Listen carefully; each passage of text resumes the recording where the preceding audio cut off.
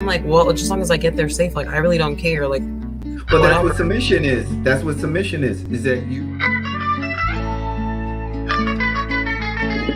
Down that I think everybody is at some point deserving to receive love and to be even into marriage if they do aspire for marriage. I believe that society shapes how we view things and how we look at things in our life.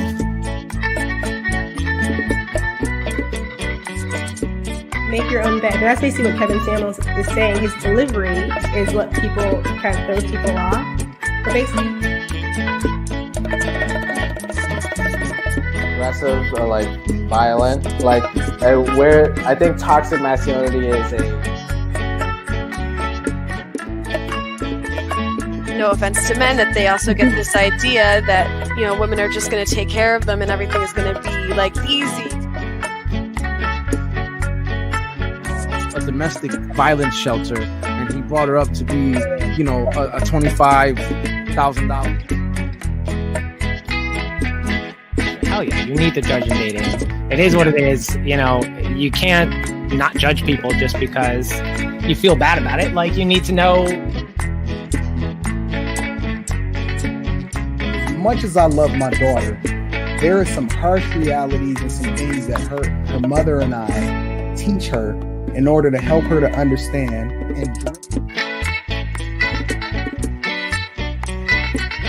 like, I'm sure everyone knows a woman that, you know, had sex for a date.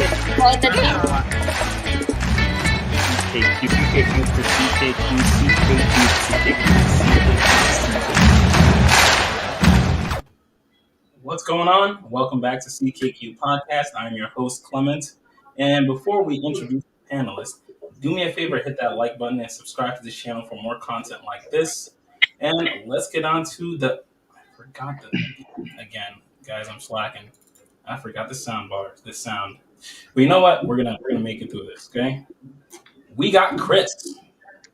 hello, my name is Chris. You guys can find me on YouTube at The Blooming Ebony and Instagram also at The Blooming Ebony. Enjoy the show. Boom. Slid in with the C. We got John.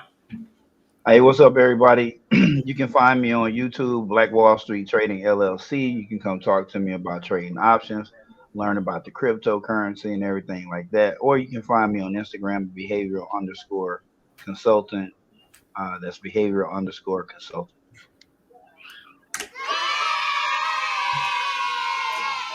And last but not least, we got Danielle. Hello, my name is Danielle. You can find me on Instagram at Fly Nurse Mom Wife and on YouTube at My Sister's Keeper. Awesome. I love it. Love the panel. You guys seen the questions? Ready to get into this? Yes. Let's do it. So first, we're not going with any questions. We're going to start with a reaction. Okay? So, do me a favor. And I'm getting an echo from someone. What's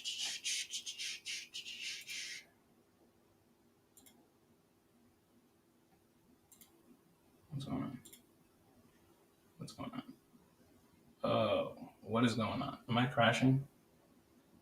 Am I freaking crashing? Right now?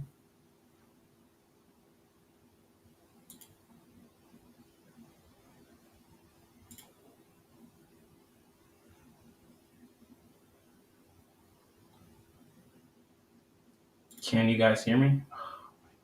Yeah, we can still see you too. Everything looks fine on our end. Yeah, my whole computer is like white screened. Jeez, you gotta fire some people, you know.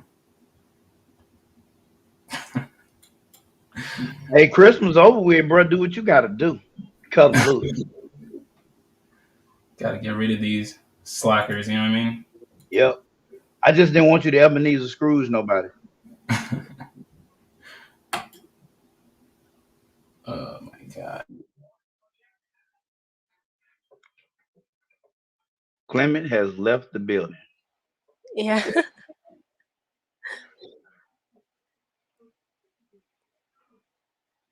Clement. He's frozen. Say something. I beg you. That's right. Don't talk. Yeah, Now I got rid of that jerk. I fired him. The guy was trash. All right. Let's try this again. Do me a favor. Mute your mics. Get ready for the show. Okay? Let's do this. All right. Fair use. Fair use. So we both pay bills, but he pays for all of them because my check direct deposits into his account.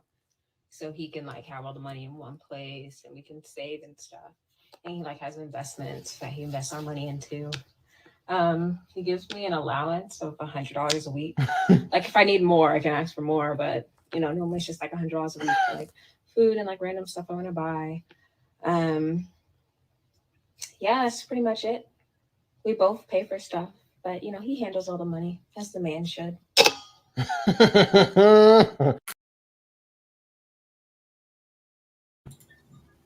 Okay. He handles all the money as the man should. Absolutely. Thoughts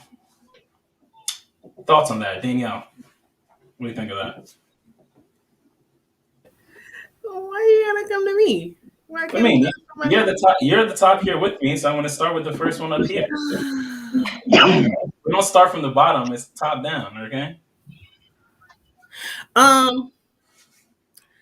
think that if that works for them, that's fine. However, the only thing I don't agree with is I don't think that they're married yet. I think when I saw that post, somebody was saying that they were just like boyfriend and girlfriend or something like that. Mm-hmm. So without being married, that's an absolute no. Without being married, that's an absolute no. Absolutely.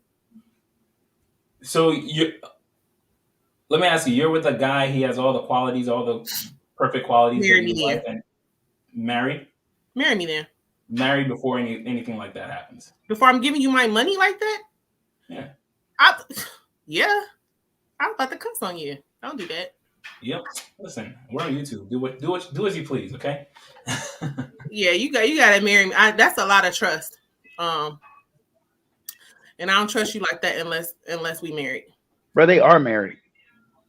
They not boyfriend and girlfriend. Somebody No. when I saw that post originally because I was this YouTuber I watched named Yanni, the real Yanni or something like that, and she said they was just boyfriend and girlfriend. I think they married. Hold on, let's do it. Let's rewatch again. I don't know if they're married though. Honestly, She said they weren't. The woman who originally posted it. Wow. That I seen. But we both pay bills, but he pays for all of them because my check deposits into his account, so he can like have our money in one place and we can save and stuff. And he like has investments that he invests our money into. He gives me an allowance of $100 a week. Like if I need more, I can ask for more, but you know, normally it's just like $100 a week for like food and like random stuff I want to buy. Yeah, we both pay for stuff, but you know, he handles all the money as the man should.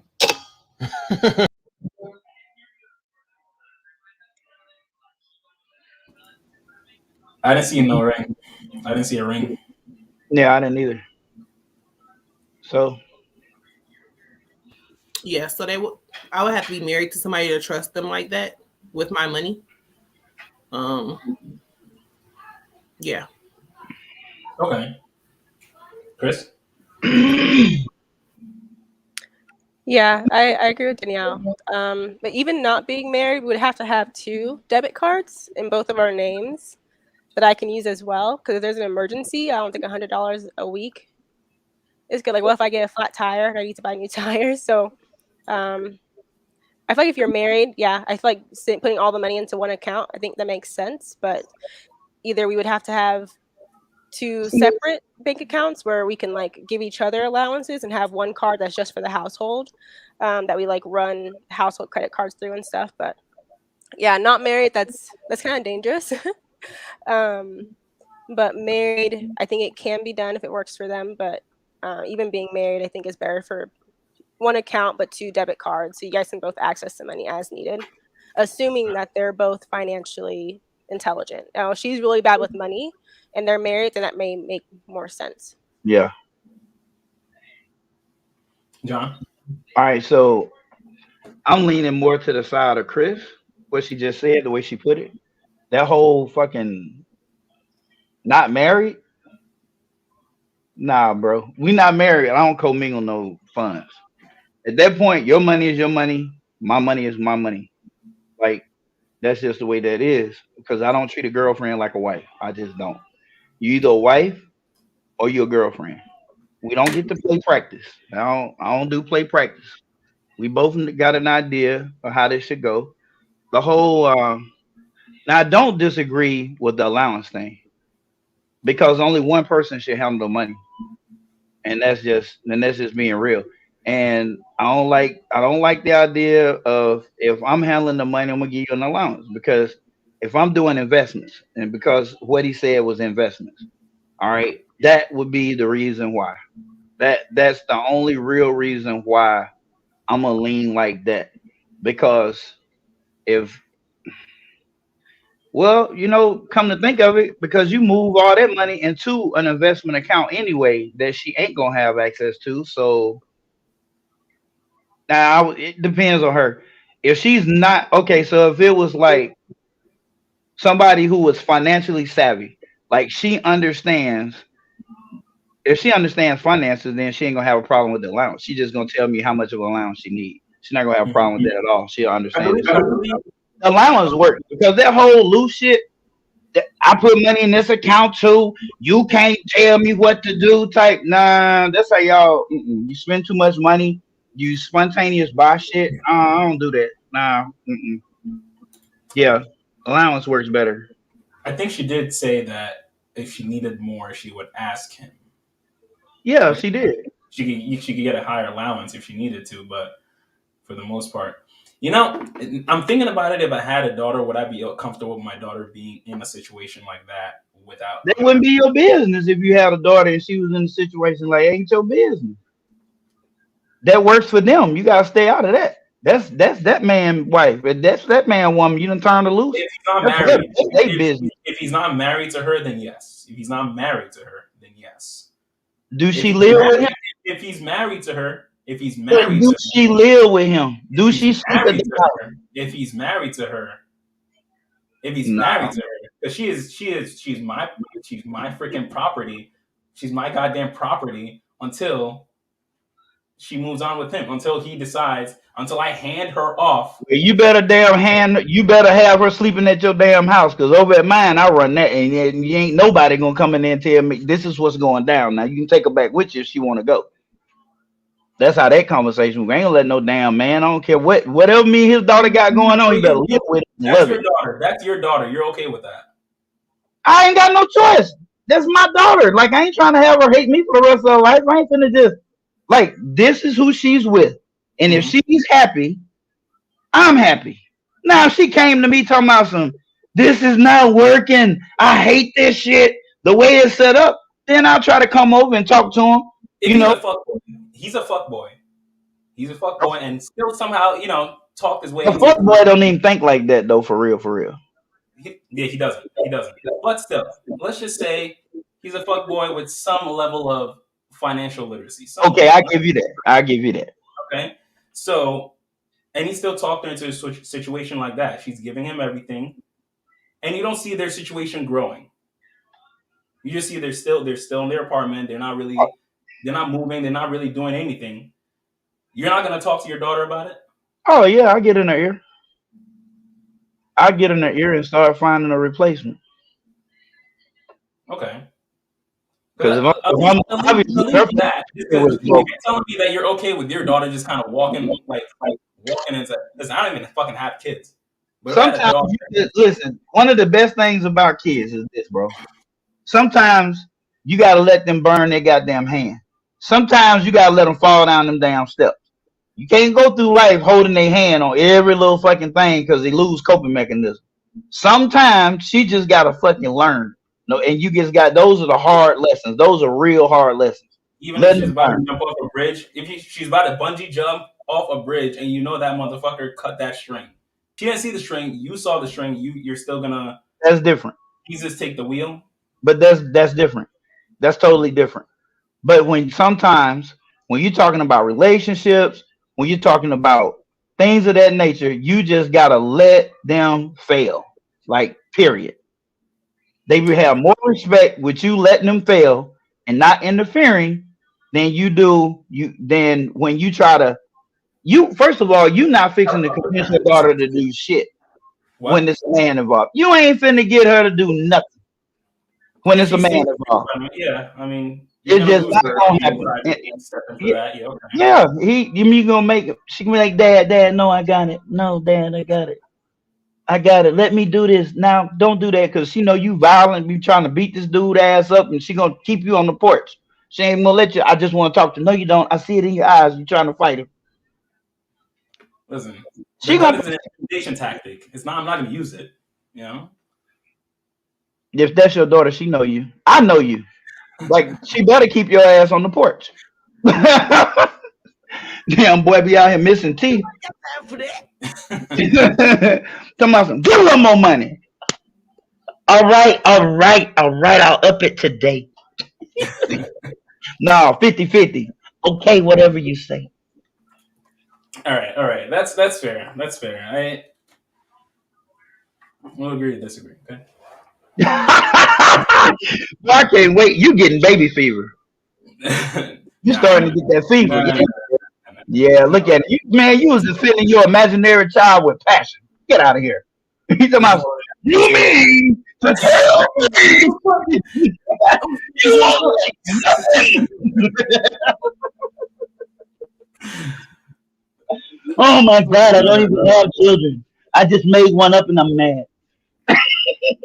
Listen, I mean, if it's my boy, I mean, I don't have to worry too much about it because he's gonna fucking me up. But that's my girl, though. Yeah. All right, we're gonna go on to the first question of the night. Let's get it. Let's get it. A man has to always be a man. Anything else is less than. A man has to always be a man. Anything else is less than. That's Chris.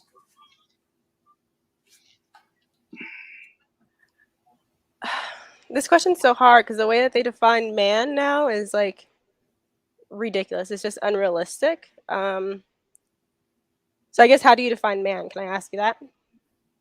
Define man in the sense of protector, provider, head of household, able to really get shit done for you if you need it to be done. Yes, but not in the sense that like if he loses his job, he's suddenly less than a man. But let's say he loses will to do anything. Let's say I'm working and he just gets comfortable with me working and he just wants to, go out to the bars and all of that, then yeah. If he loses that sense of like responsibility and discipline, yes, I think that makes him less of a person and then less of a man. So I'll leave it at that for now. Okay. John?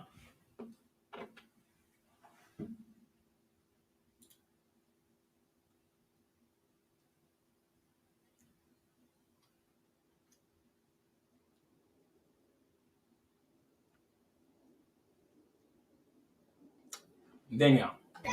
Yeah, he said he gave the 1 minute, the wait a minute finger if y'all didn't see. Yeah, I gave y'all the wait a minute. Yeah, I saw that. That's why. So you ready now? Because you're talking. Yeah, you already know how I'm gonna feel about this one. When you say a man has to always be a man, anything else is less than. Mm-hmm. Okay, so a man who is failing is not necessarily less than a man because he's putting the effort. It's the ones who show fake effort that's never really trying, and then they find women who say, well, girl, he trying. Long as he trying, that's all I can ask for. That's a problem. And you, my sir, if that's you as a man, you're not being a man. You're a fucking predator. Because you mean this woman no good. What? You're never gonna do anything. And you just hiding behind the fact that she will accept that behavior, and you just living right on through it. She get up and go to work. You just lay your ass on the couch. What'd you do today? Oh shit, you know how them folks is, man. You know what I'm saying? I got that goddamn case coming up, man. They see that shit in the system. You feel me? But I got some things working though. I'm trying. I got some things working. Shit, you gonna cook? How do you live with that? How do you fucking equate that to trying? How? How is that possible? No, you don't. That's not a man. That's a little boy. That's a little boy who needs to be on his mama couch, not yours, so that you can do better with your money, because it's a lot harder to take care of two people than one on one income. So that's my answer. That's my short version. That's a short version. Danielle, talking. I don't like absolutes. I don't like always or never. Because that's not real. Absolute as in the man always happens to be a man. Putting the word always or never on anything, okay, just doesn't sit right with me. I don't believe in absolutes. Okay. So okay. So a majority of the time, a man has to be a man. Yes. 99.9% of the time, a man has to always be. We can go a little bit lower than that, because I mean, 90% is still an A. I don't know. It depends on what that 10% is that he lacking in sometimes. I mean, I wouldn't expect anything to be lacking all the time, but I don't think everything's supposed to be perfect all the time either. No person is perfect all the time.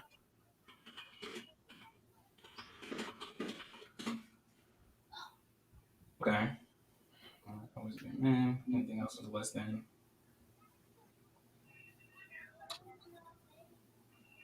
Is a man's rules clearly defined right now? That's you guys. Right now? Yeah, right now, currently. In this society, this society that we live in. Do you think a man's rules is pretty clearly defined? No, they're clearly defined. They're just not clearly accepted. What do you mean? They're clearly defined. They're defined at birth, but they're not accepted. The society is trying to cross the roads, but they don't mean they don't exist. Society is just trying to cross them. But a man is still going to behave in his role, or he's going to feel some kind of way, and he's going to experience things, and he don't understand why he feel this way, because he has no purpose. He's not moving in his purpose, and when he's not moving in his purpose, then he's gonna feel that negativity. He's gonna feel like he's missing something. Same thing with a woman. Kevin Samuels wasn't wrong when he said a woman who is clearly successful but never had children, never been married, is some of the most depressed creatures on the face of the earth. Yeah. Because they were born and never reached their purpose. Never. Because their purpose was not to become a corporate CEO. Their purpose was not to go and earn $200,000 a year. Their purpose was to be a mother and a wife. Period. Is you saying all women or most women? I'm saying every woman born is not. Their purpose is to be a mother and somebody's wife. That's an absolute. Like, period. That is, and that's to my frown. What? That is an absolute, Danielle. Are you gonna take that from him? I told y'all once before, if you want to know what your purpose is, that man can see where he at. If you need to know what your purpose is, just look down and you'll see why you had them. If you was gonna be a CEO, you've been born with a briefcase. You weren't born with a briefcase, so there you go. You're born with some nurturing ability, some substance to be provided, a womb to carry, and a way to get him out. That's what your purpose is. Now, if you want to venture off from that, that's fine. Nothing wrong with it. But your natural purpose was to procreate, have a baby, and be somebody's wife. That is a woman's natural purpose in her life. When people existed, there weren't even jobs. So how can I'm going by evolution, period. I don't care about what we got going on now and what Sally thinks about Susan working and Susan and Tina having babies, and that's what she want to do.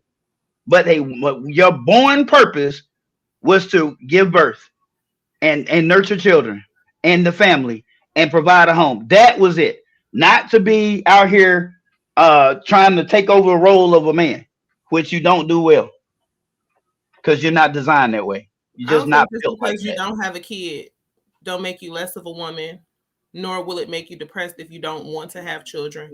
Because I have an aunt that absolutely didn't want kids and did not have kids, and it's perfectly fine. She is a wife, but she didn't have kids. She still don't want no kids. She liked the lifestyle that she lives. Okay. And when I asked her about it, she was like, well, because with the lifestyle that I live, I can't go. She have a dog. She's like, I can go drop this dog off over here for a week and go on about my business. But what did she? What she get the dog for? She don't have kids. She like dogs or something, or did she feel that void? My grandmother had a dog since I could remember. Oh, but essentially she was filling a void, and she told you that in the conversation because she used the example of the dog. Though, right. So she got a dog. Not having a kid. So she got a dog. She did have a dog. Right. And that was to fill the void that she was feeling that she don't like to talk about. And she'll tell you, I don't want a kid, but I have a dog to fill this void that I feel personally. Because it's easier to take care of this dog. That's all that. That's just what you think. Yeah, that's what I specifically asked her. So I can only say what she said, and she don't want. I got you. I mean, she could be the anomaly. And because that's why I don't deal in absolutes, because that's just not real. Well, I mean, nothing is 100%, like you said. After that, the purpose of all humans are not to procreate. What are their purpose? To praise What's God. their purpose? That is what we are created for. To What's praise the purpose? God. To praise and worship God. And to multiply and replenish. Be fruitful and multiply. And I mean, I can only go off what my religion say, and that's not. It said the sole purpose that Allah created us is only to praise Him. So. Well, that's just a difference in religions. I would trust my Creator before I trust the man. So. Right, and I'm speaking on behalf of my Creator, which is to fruitful and multiply. We all have the same Creator. Okay. We did have direction to be fruitful and multiply. Exactly. That's not why He created us. All right. If you remove the religious aspect and focus only on the evolution, you have no other purpose but to procreate. What's your purpose? I say your purpose, not things you want to do to pursue things that you want in life, but what is your purpose? What is your true meaning? My purpose and true meaning is to go to heaven. Okay. But that ain't everybody's purpose and true meaning. That's what I'm here for. Right, but you can't represent the entire populace. Desire, my strongest purpose, my strongest meaning, my strongest direction, my strongest anything out of everything that I do is to go to heaven. All right, so we don't need kids to go to heaven. So why do we have kids? So why do people go out their way to have kids? Take birth control. I mean, not birth control, but willing to go through surgery, surgical procedures, pay hundreds of thousands of dollars because they feel that negative effect as if their purpose and existence on this earth was no good because they're afraid they cannot have kids. And they go and get fixed. They use all these things to have children. Why is that? God gave me children as a test. He gave me to my mother as a test. Everything that I do in this life is a test. If I have children, it's a test. If I don't have children, it's a test. But you have children. So I do, but I mean, what do that mean? I don't know. What do that mean? I didn't plan to have kids. It just kind of happened. Okay. We know you, but I mean, I need more of a representative figure of what's going to represent the total. I'm talking about I want to talk about the populace, the main population. Why is it the average family has over 3 kids? They Why? like to fuck. No.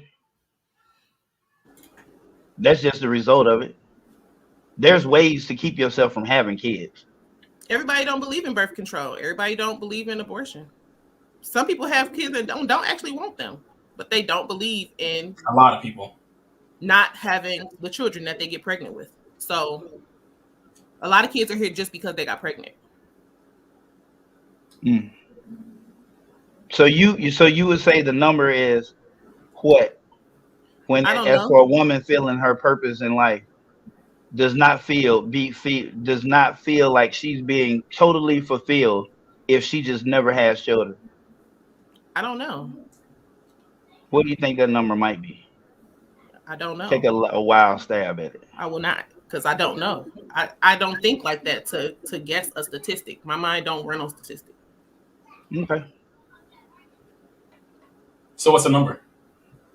Oh, I ain't looked it up. I was just asking. I wanted to see if she knew, because we kept talking about single subject designs. Hell, I wanted to know a larger statistic. I could look it up here, and I would get back with you. Let me ask you guys this then. A man's roles are clearly defined in society. Are a woman's role clearly defined in society?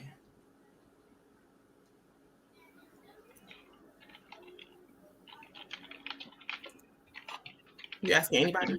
Yeah, here's the panel. In society, no. Everybody is just running amok and doing what they want to in society. Men and women, or just women? Everyone. Yes, everyone, men and women, are running amok and doing as they please. I don't know about all of that, Danielle. I don't know about all that. I do. But again, that's why I said a man's role is clearly defined. If a man is running amok, that's not a man. That's a giant child. But a woman can do whatever she wants and still be classified. Oh, she's a woman. She's a lady. And hell, honestly, I would say a lot of her mishaps or bad habits would be pardoned as a result of something, versus a man is far less pardoned on his misbehaviors. In society, I don't think that they have clear definition of either. No one. No. Chris, what do you think? I don't think so either. I think that biologically, we have like this feeling on what makes sense. I think that we have a certain drive towards a certain type of lifestyle, roles that make sense for us. But I think society does a really good job of making kind of diluting science in a way, diluting what we're biologically meant to do by our biological roles. So no, I don't think that is clearly defined. I think that when women move in a direction that makes the most sense to me personally, which is being a wife and a mother, it's put down, it's degraded. And then for men, when they try to be masculine, they try to provide, protect, that's also degraded and put down pretty badly. So I don't think it's clearly defined. I think there's a lot of confusion around what the roles are. I think so. I think so. How so? Because of the idea of a woman's independence. He can try and provide, but if he's not providing the way that she thinks he should be, or if she wants to feel as though she can provide for herself, she won't let him. Society may say that, oh, if you let him cover all the bills, he's going to be controlling, all of that good stuff. Yeah, providing now is seen as like he has to be Mark Zuckerberg rich. Then he can taking provide. care of 100% of the bills. If it's not 100%, then it's nothing. Well, 100% of the bills includes like a house that's 5 bedrooms, 3-car garage, 3 dogs, 6 kids. Like he has to be able to cover all of that. It can't be a 3-bedroom house in the suburbs. That's not good enough. So providing only makes sense when it's overly exaggerated. Yeah. John, I know you're in the middle of research. Yeah. Oh yeah, I found what I was looking for. Okay, let's hear it. Let's hear it. All right, so the attitudes of women desiring to have children are the same as in the 90s, which means to me that there's no change. The 4% that don't want children, they just don't want children. And the 90s damn 6% that do, they do want children and will feel incomplete if they don't have children. Conducted by Princeton. I'll give you the date. 2013, September 23rd. Women have a strong desire to be a mother. It's why girls, little daughters play with dolls and they play baby. Little boys play with shit that's rough. Cowboys and Indians, things that fucking protect. You understand? Because our internal drive and how we respond to females. Look how babies play with their siblings, their sisters. They're more protective of the sister. You understand? They're more protective of the weaker little brother. We're protectors. We are. The traits that we have, personality traits have been studied to start to developing in vitro, right? You start to develop. Then when you look at the big five in a large study where they used the big five personality test, and they had a 7,500 sample size of 7,500 females and 7,500 males, right? All the traits that were centered around the roles of a man were highest among the men, lowest among the females. Those that were centered around being a nurturer, a caregiver, or organizer, someone who keeps things together, the women outscored the men almost 4-1. Your roles are defined at birth. Now, whether or not you want to embrace them, it depends on how you follow the crowd, especially in this day and age. If you follow the crowd, or you being told, oh, there's no such thing, whatever. You think what you want to think. This new generation, this new society has no problem with going against research, science, and everything else. And I'm not even going to go down the road with examples because you already know where I stand on this. But facts don't give a damn about how you feel. And that's just a fact.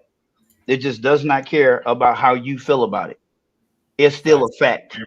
Whether your ass want to accept it or not accept it, or be the person on your block that needs to be taken Haldol, okay? Because you're delusional. A fact is a fact. An opinion is opinion, and that's the way it is. I just want to say, all those facts that you just brought up were based off feelings, though, right? You said what a woman feels. What facts? Be specific. What you just said. You said the woman feels this way, and then you called them facts because majority of women felt that way. And you said facts are facts and feelings are feelings, but those facts are based off feelings. Yeah, when you call correlations, those are strong. Those feelings of her wanting to have a baby are really, really strong. That's a strong correlation to a bigger point, which makes it a fact. Because if they were just opinions and nothing really factual about it, then it would have been a mixed number. You would have been split somewhere between 20, 30%, or 40 and 50%. But when you have a one-sided majority that has stood the test of time, we're talking about the same damn percentage from all the way back in the 1990. And it was lower than that earlier on to 2 or 3% that didn't want kids. 2 or 3%. When you get into earlier than that, hell, it was practically 1 or 2%. So from 90 all the way up to 2021, that number didn't change. The people who don't want kids, and they out there, because nothing's 100%, like you said, that number did not change between 1990 and 2021. Now 22. Number didn't change. It didn't change, the same number. So you got people who just don't want kids, then you got people who can't have kids, but they want kids. And then you got people who have kids, which on the chart was like 82%.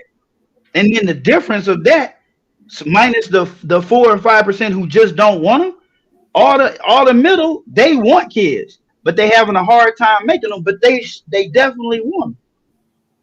See, a majority of people do want kids, though. Yeah.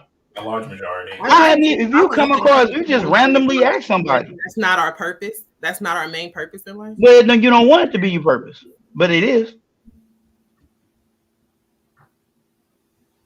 Just like you got men that will argue with you. It ain't my purpose to lose my life for nobody, but that don't mean it ain't so. It just means that's how you feel about it. That's not even how I feel, though. I'm just saying.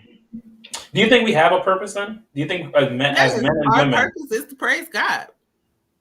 Okay, so if you don't, so that means that if you're not a religious person, you have no fucking purpose. Let me ask something, John. So then, realistically, then we're all just put here to just praise God until if we just all decided not to multiply, we just sat here, praised God, all died, we all lived up to our purpose then. Nope. You disobeyed his command. Yeah. So you need to repent. God, in my religion, God didn't command me to go have kids.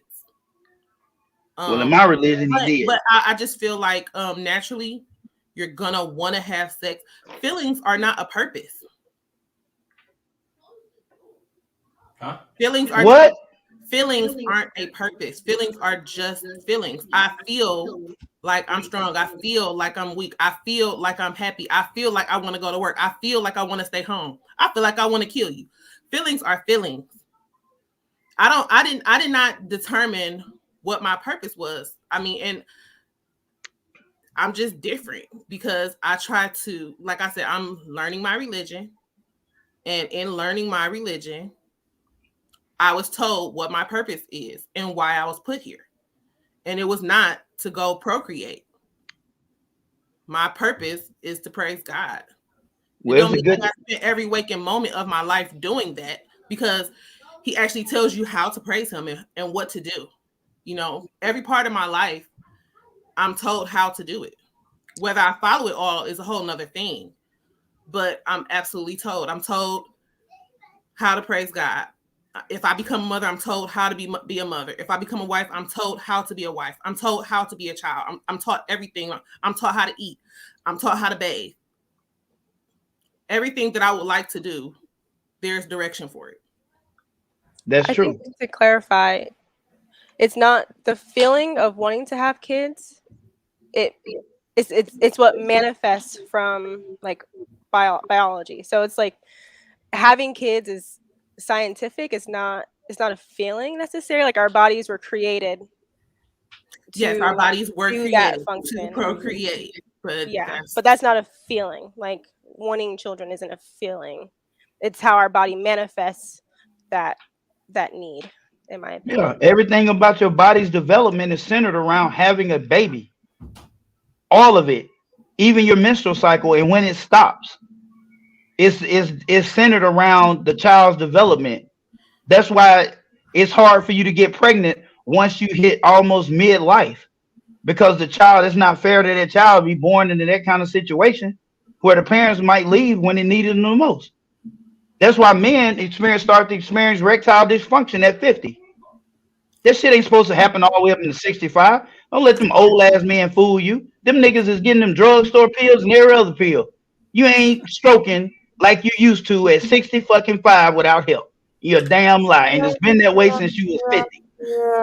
This shit been like this. Somewhere between like a damn flag blowing in the wind.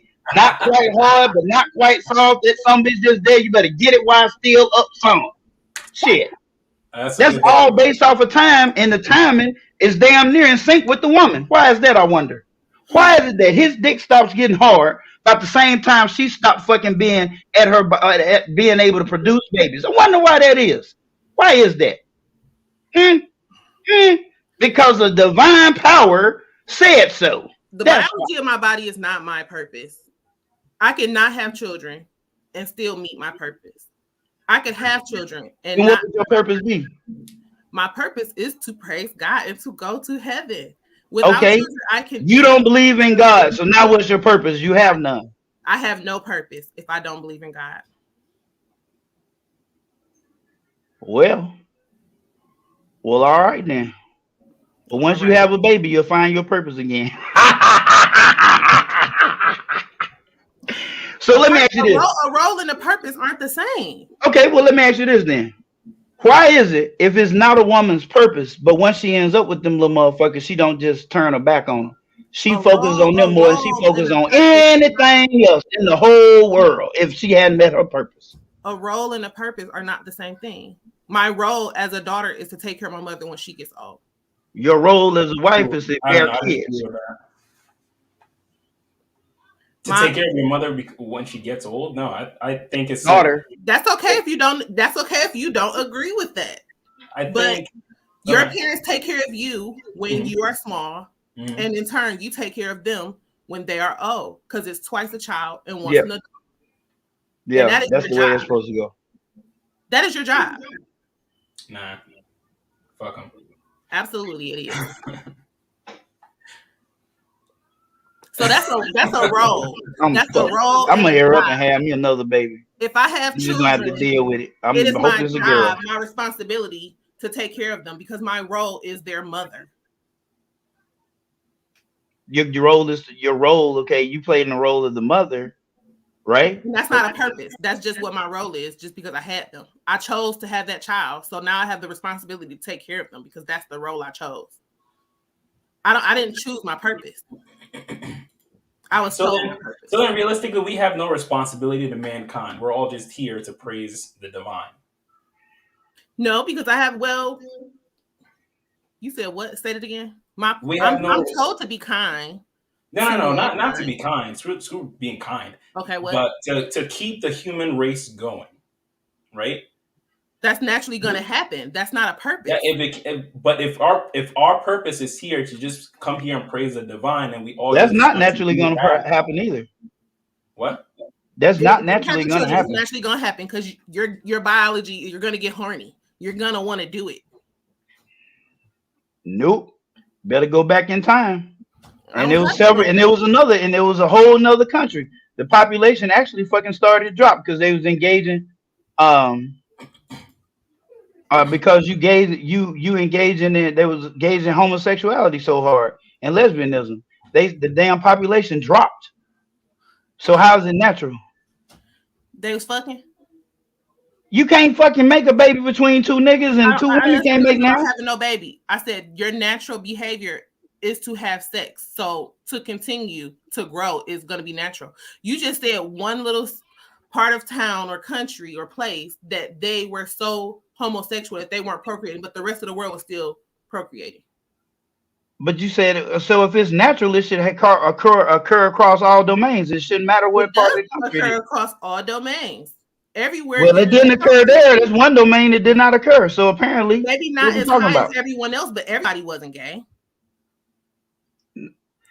You just said you don't speak in absolutes, right? In the Bible, where the town turned to Sodom and Gomorrah. Yeah, even everybody in that town wasn't gay because there were people who got to leave, right? It was like they left. Escape from there, so that was still not an absolute.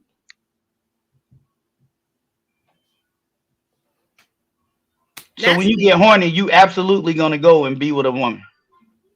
I'm not, because I don't like pussy. Okay, that's the point I'm making. Since everybody seems to be so puzzled, sex might be natural, but it's not natural. You're supposed to go to the opposite sex, but it don't always happen. If it always happened, there wouldn't be no homosexuals, would it? So obviously, when you equate sex to what's natural, there's a possibility that it can go the other way. Like why do prisoners have sex in prison? That don't want the kids, and now you talking about why do prisoners have sex in prison? The population that's gay. So but why do prisoners have sex in prison? Why? Because they want to have sex.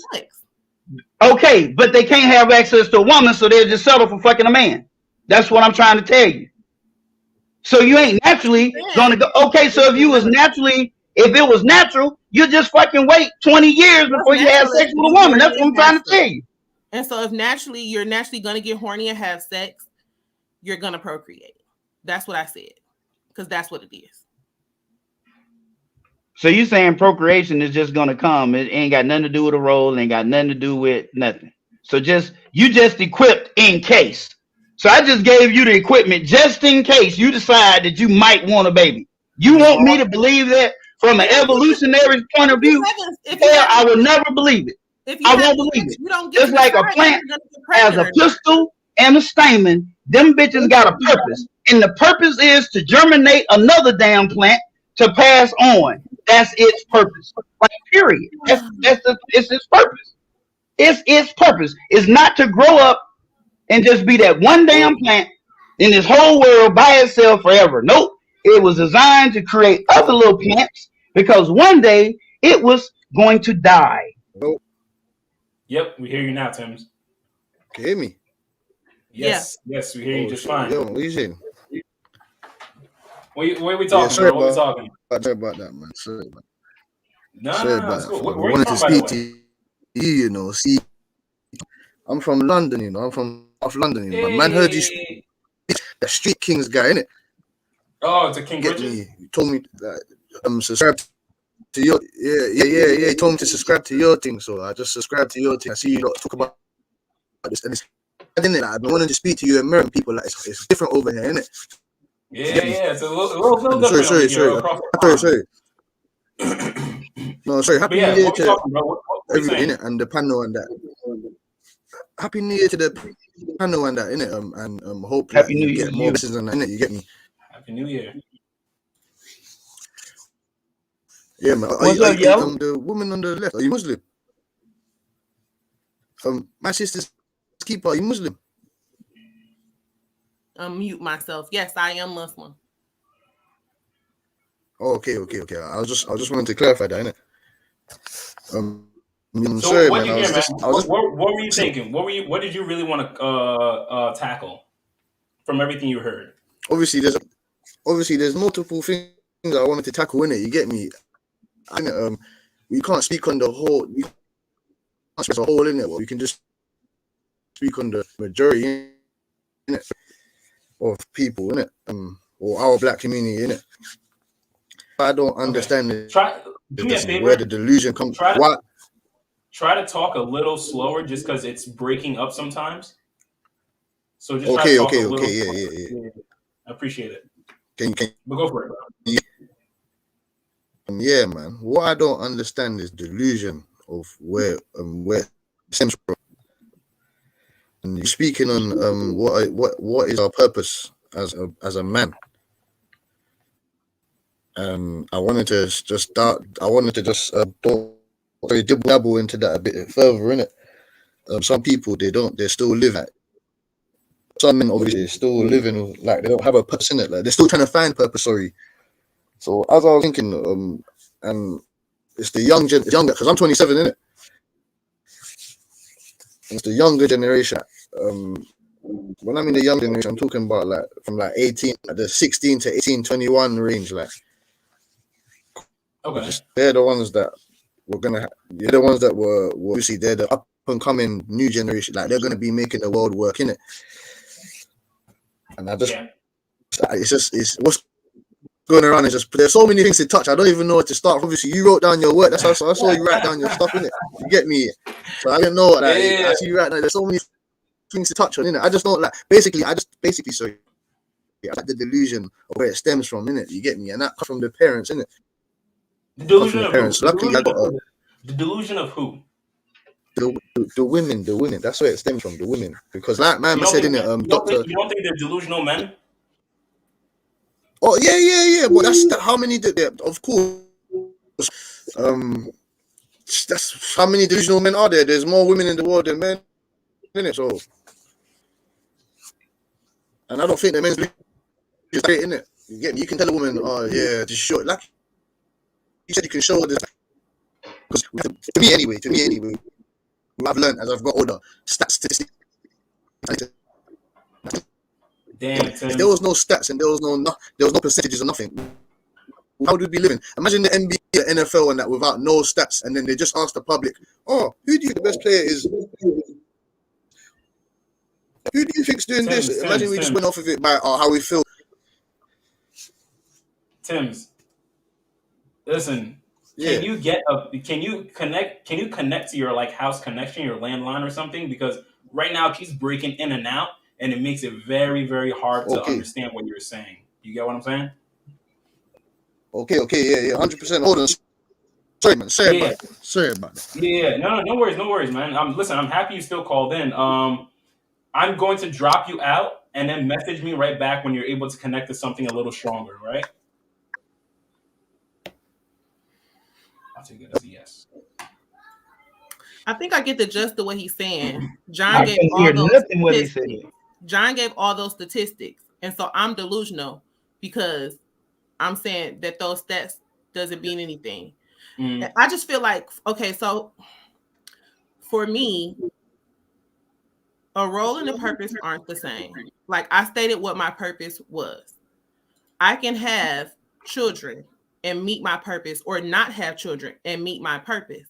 However, if I don't go to heaven, whether I can have children and not go to heaven, I have not met my purpose. And so I feel like, to me, mine is more defined in for me, because I can have or not have the children and still meet my purpose. If my purpose was just to have children and not go to heaven, then I could say I met my purpose whether I go to heaven or not. But that's not my purpose. So you're saying your true purpose is the afterlife. It has nothing to do with this life. Absolutely. Okay. Let's. Okay. What I'm doing in this life are just different roles I'm filling. Those aren't my purpose. Those are just roles that I'm filling that come with tests that God gave me to make it to my purpose. Huh. Okay. People put so much emphasis on what we're doing in this life when it's so temporary. It's so fleeting. My everlasting life, which is my afterlife, is forever. That is where my purpose lies. Not in this life that only lasts a few years. But in this life where it only lasts a few years, don't you think there's still things that you desire to do? I do have desires. Not desire, driven to do. Like everyone has that the biological time clock, women feel that, and that urge to want to have kids, want to protect something that is yours, men feel that as well. Those are desires. You have desires here. Those are and those desires bring about different roles. Your biological clocks make you desire a kid. It's called baby fever. Yeah. So that's still a natural. That's still a natural biological. It's biological. Whether it's natural or not, it doesn't matter. If you want to fight against it, you could fight against it, but it's still a biological fulfillment that needs to happen. Whether it's the natural or not has nothing to do with my purpose, though. Those are desires, and I want to fulfill those desires, and I want to fulfill those roles. I want to feel a certain way while I'm here, but my feelings have nothing to do with my purpose. Yella, cam up, bro. Hop on here. Talk your shit. Damn. There's a lot to be said in this. Yeah. I mean, I like where this is going though, because that is the essence of being a religious person, though. That the whole idea is that the afterlife is truly your life. Here is just temporary. So the idea of what you do here, I mean, it's still good, but doesn't really matter. Is not really. It's not that it don't matter. It absolutely matters because it determines where you go spend your afterlife. It's just not my purpose. Whether I'm a good person, whether I handle my responsibilities, whether I make my prayers, whether I fast, whether I make hajj, whether I'm telling the truth or I'm lying, if I'm leading a person astray, if I'm not being a good role model, those things matter, but they are not my purpose.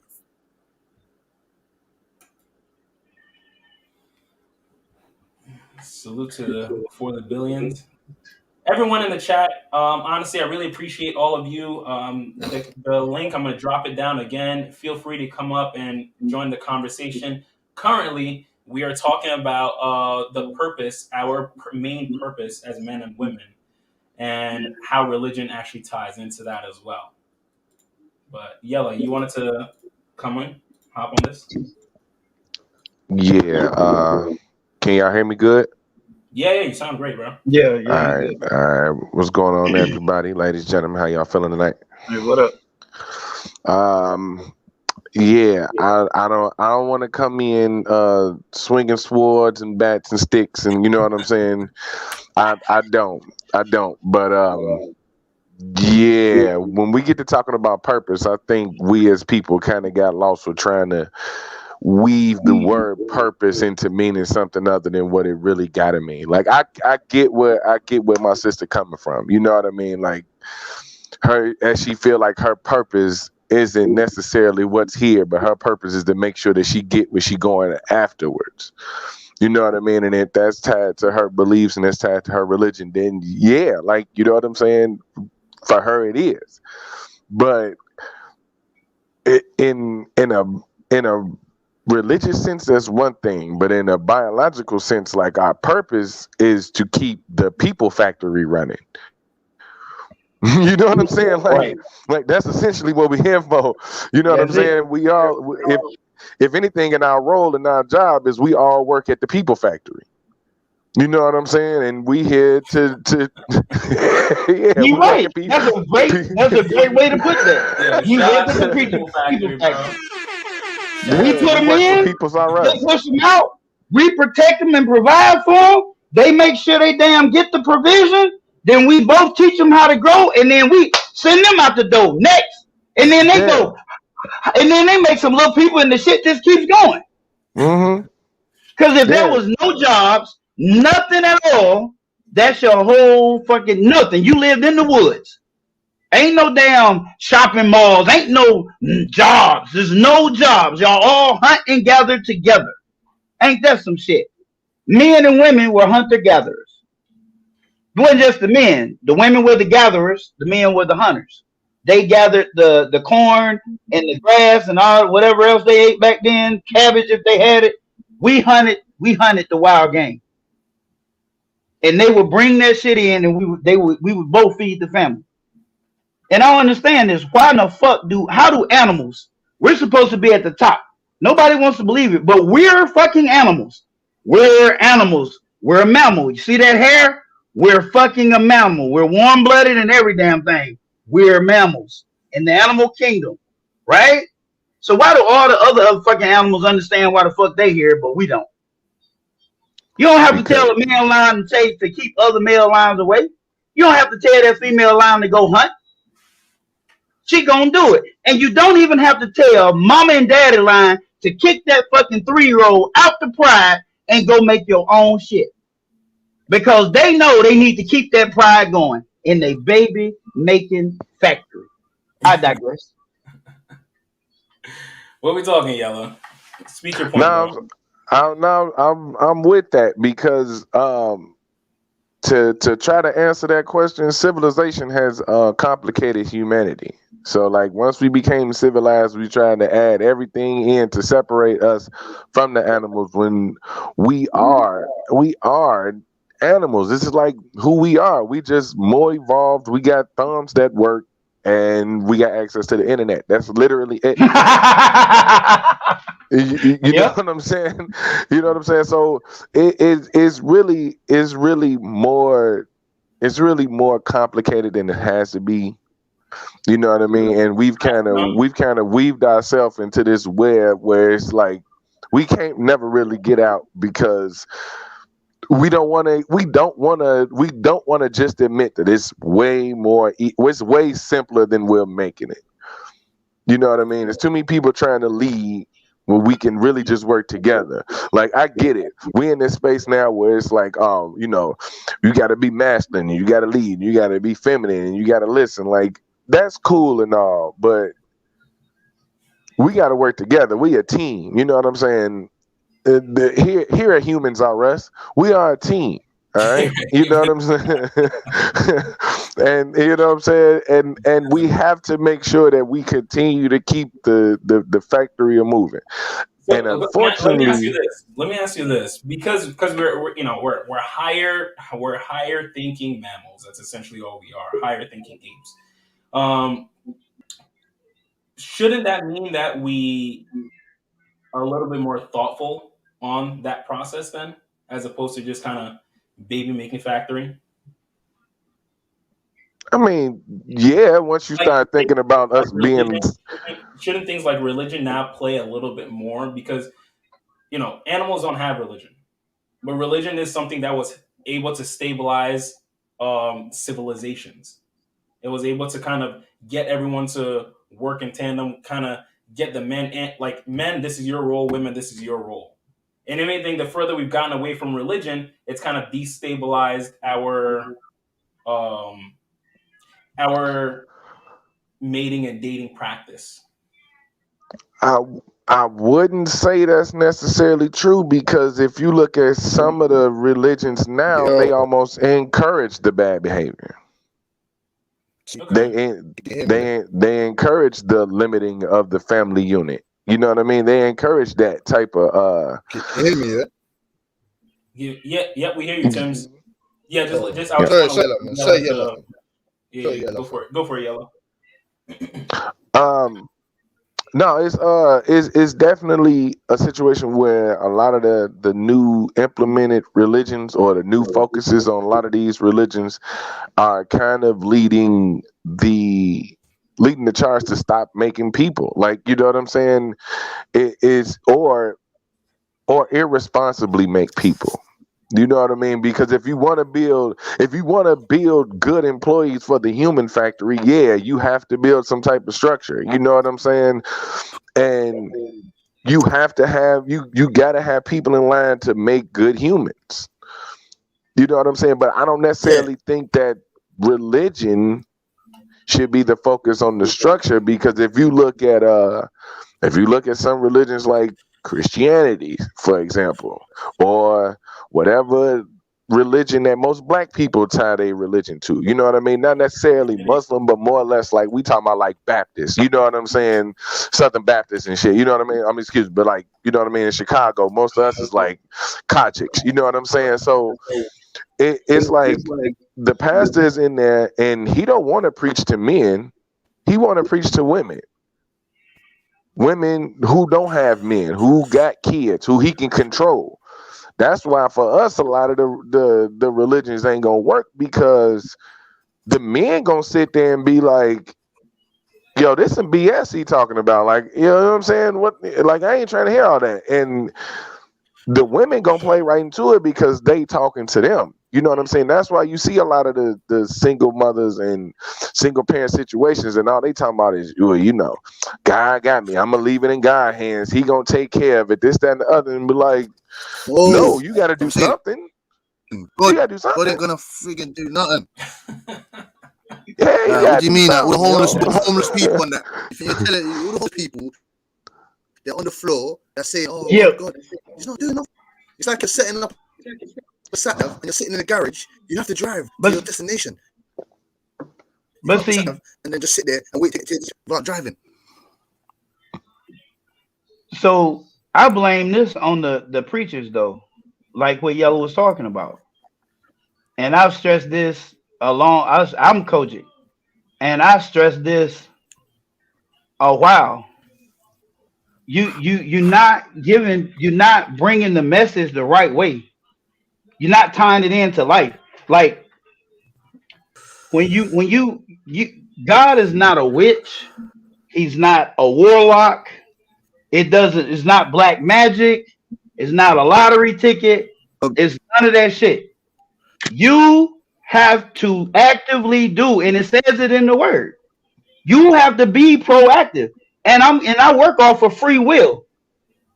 So when you see these single women, they chose. He presented them with one, and then the devil. So follow me on this. And I'm not talking about dudes who are good looking, but bro, you can tell. Like if you looking at this nigga and you and all your girls say, "Girl, he is just so pretty. He just too." Well, guess what? Most motherfucking women that see him probably gonna say the same thing. I mean, you know, they probably not gonna find too many that don't want him.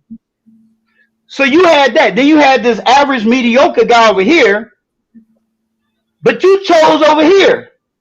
He wasn't ready yet. Just because you was ready, he wasn't ready. But you chose. You had a choice. So you was thinking in the world when you made your worldly choice. So now you ended up by yourself raising this child alone because he no longer wants you. Your body changed when you got pregnant. You understand what I'm saying? He can't be seen with that.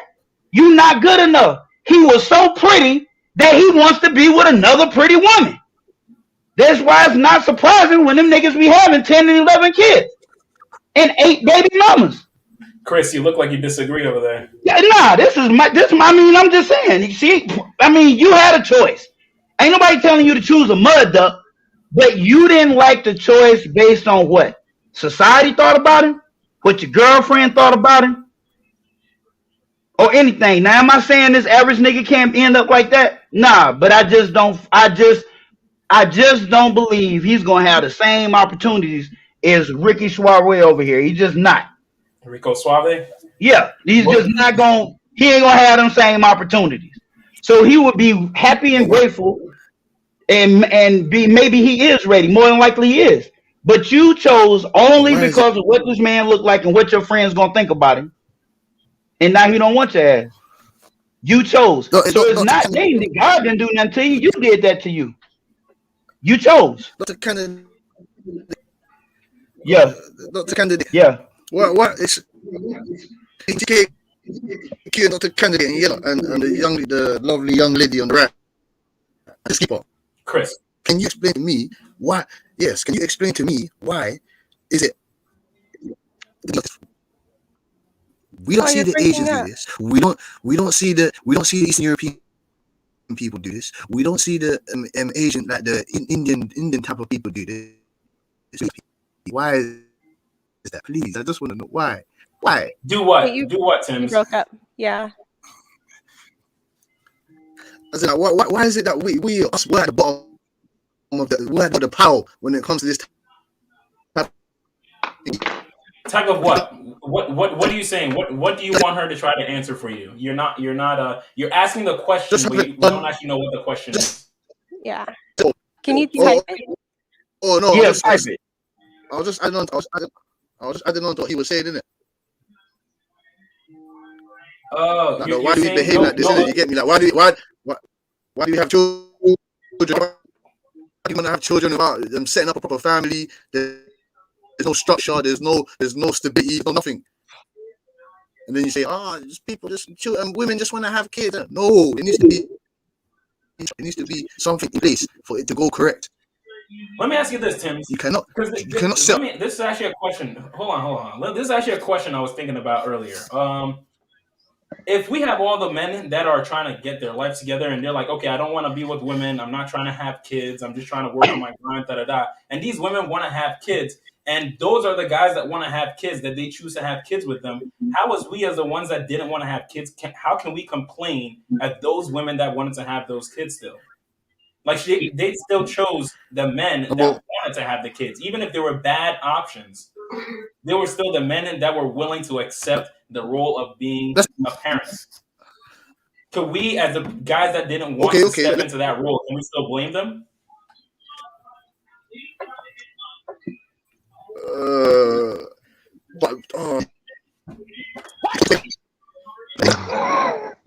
It's no fault. What do you think of that, John? What do you agree with? No. Again, if because you're asking why is it that we always move this way in our community? Why did the women move this way?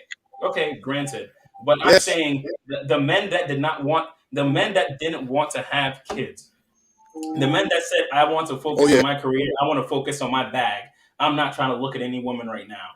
Fair. You know what? You can't even blame the guy for doing that. But these women still wanted to have kids. And those are the guys that wanted to have kids. So they had kids with them. Correct? Even if they didn't marry, they didn't do whatever. The women wanted kids, so they had kids. So can you blame those women for having kids with those guys if you were the guy that didn't want to have kids right there and then? So you are now not an option. Can you blame those women? Oh, yeah, man. You blame them, man. Of course you blame them. It's their choice, man. What? I mean, it's their choice. You blame them. What do you mean them? And let me make it's a confirmation. When you say you want to have kids, when you say you wanted to have kids, was there a build up to this? Like when you say she wanted to have kids, want to have kids. Like if there's because over here in England, some man would chat to the girl and we're gonna have a kid. We'll build up.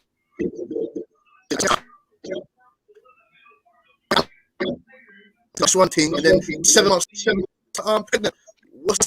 Damn, Tim's, you're breaking in and out again, man. It's very hard to hear you. Damn. Clement, do you know what he was? Sorry. No. Do you know what he was trying to ask me? Because I still didn't get it. Can you hear me? Yeah, we hear you. He was. It just breaks in and out. Yeah, it's hard. It's really hard to hear you. I don't know why. Yeah. You keep breaking in and out, and you're talking fast too. So you're talking very passionately. That's the best way to say it, the PC way. The short version is he was saying, like, why is it that the women in our community act this way versus women of other communities do not? Act what way? As far as like having children out of wedlock? Having children, right, Tim's? Having children and having a family structure. Correct. Not having a family structure. It's not setting up the base. No foundation. Not setting up the base, and they want to complain. Oh, the guy's not doing this. He hasn't done. Bro, man, he's not provider. He didn't come from a stable background or nothing because there was no foundation. You can't. You get me? It has to be a plan. There has to be something. You get me? There has to be some sort of foundation. Yes. Anything that's with box. And if anything, doctor, you can't do a surgery without him looking at some sort of foundation. If there's no I know what he's trying to say. There's no stability. I get it. You cannot complain. Yeah, I get what you're saying now. Sorry for talking too fast, man. I get what you're saying now. I got it. I can answer now. Okay. So I think. No, man. It just. Let Chris talk, Tim's. Let Chris talk. Chris is gonna talk now. Yes. So I think the main difference is that a lot of women were raised to believe that we don't need men. I think that's the biggest one. And not only were we raised to believe that we didn't need them, certain policies were put in place that nearly solidified that up to a certain point. Solidified it enough to where up until a certain age, they thought that they didn't need them, and then they reached an age where they kind of realized that they did, and they couldn't go back. In other cultures, there's a heavy reliance on men and fathers and both parents. And also, if you do not have that type of structure, there's also shaming tactics, which aren't always the best or ethical. But they do exist. In some places, they're a lot more mild. But you had a responsibility, and accountability was weighed a lot heavier. And in the Western society, we don't have much accountability. There's too many ways to escape your consequences. In some cases, doing that, I think, is for the better. I do think that there are some people that kind of need to not have children. But in other cases, I think that a lot of people use it as a scapegoat, and they abuse a lot of the opportunities that we have as women. So I definitely agree. It's very annoying. It's very frustrating. But I think the main idea is accountability, the lack of not being community minded, not thinking that you as an individual affects the community as a whole. I think in the Western world, we're backwards. We try to fix the community while we're still crap. So we keep having babies without husbands, creating broken homes, and we expect that somehow to flip on its back and create this amazing community when we're the issue. So I think if we kind of take a step back and we worry about us as individuals, what will make our family units better, and then how our family units will then contribute to the community. So yeah, I think it's just a multitude of things. But yeah, let me throw this in. You know what? If I just kind of want to close this question out, and I want to drop a next question to the panel. If you guys closing statements, everyone's okay with this one? Yeah. Nail in the coffin. All right. Yeah. So. Yeah, nail in the coffin. What I want to say to this one is, real men are submissive to their women. Real men are submissive to their women. Simon, welcome to the panel, my man. Oh, Simon is back. Simon, start us off. Real men are submissive to their women. What are we talking about? Real men. Hi. Thanks for having me on the panel. Appreciate Of course, it. man. I know it's kind of late there, so thanks for staying up, man. Yeah, I appreciate dude over here. Yeah, there he is. Tim's. Yeah. Oh man, well, go on, man. It's good, man. Yeah. Real men are submissive to their. I don't know about that. No? What makes you think that? What makes you think that? Tell me.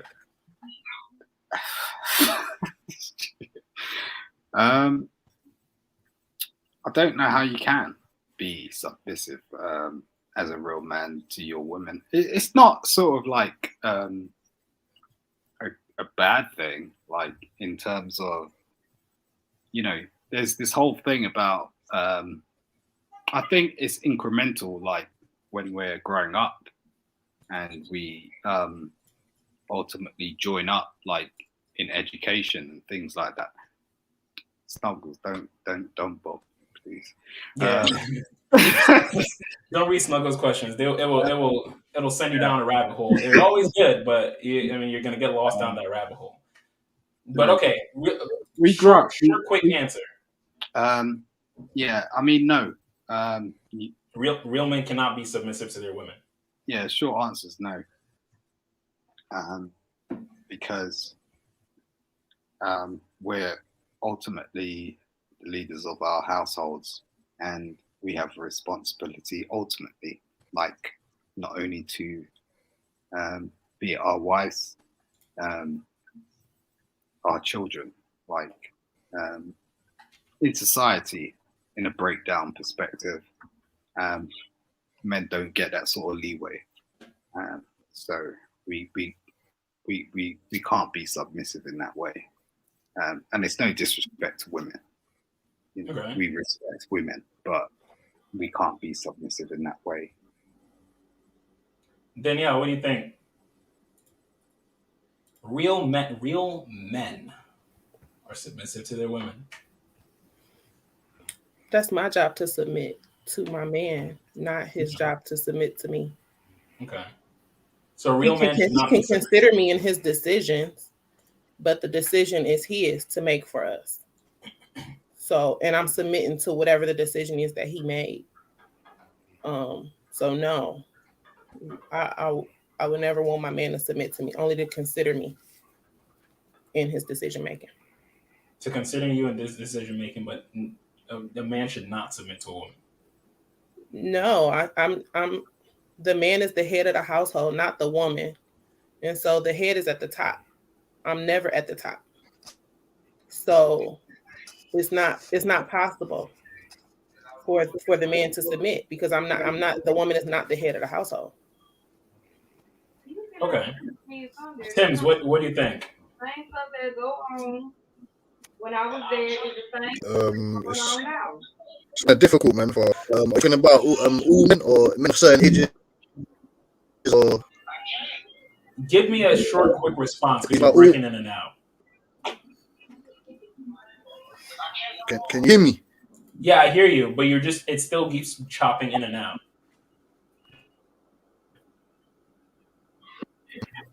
No, I was just saying that. Are you asking of all ages or just all men in general? All men, real men. Okay, real men. No, man. This submissive stuff to women, it doesn't work because over here, if you try to do that stuff, they get carried away with it, and they want to use it against you. Understand? When you give them too, when you're a bit too sensitive, when you're holding their feet too much, they start to feel like they're the head of the snake. Like, do you see what I'm saying? So no, I don't think real men are submissive to their Short women. answer, We're no. not doing Tims, romance stuff. No. I really appreciate you coming on, but it's very hard to hear you. So I'm gonna have to take you off the panel, right? Yeah. I mean, listen, when you get a real a solid connection, give me a call back in. But right now, it's very, very hard and it's very choppy. It's kind of breaking up the show a little bit. All right. 100, man. I'm gonna 100, man. I appreciate what you're doing, fam. Trust me, fam. Of course. Listen, I appreciate you coming on, man. Tell King Riches I said thanks. I hope you enjoyed. I keep listening in, man. Comment down, and hope to see you back on again. All right. Yeah, 100, man. 100, fam. Love, man. Take care. Thank you, panel, man. Bye, man. Yellow. No. No real man can be submissive to that woman. There's something you call it. I can't find the word that would like properly describe it. It's not submissive, but you gotta, I don't know. You gotta work with your woman, for lack of a better term. You gotta be able to listen. You gotta be able to allow her to be included. You know what I mean?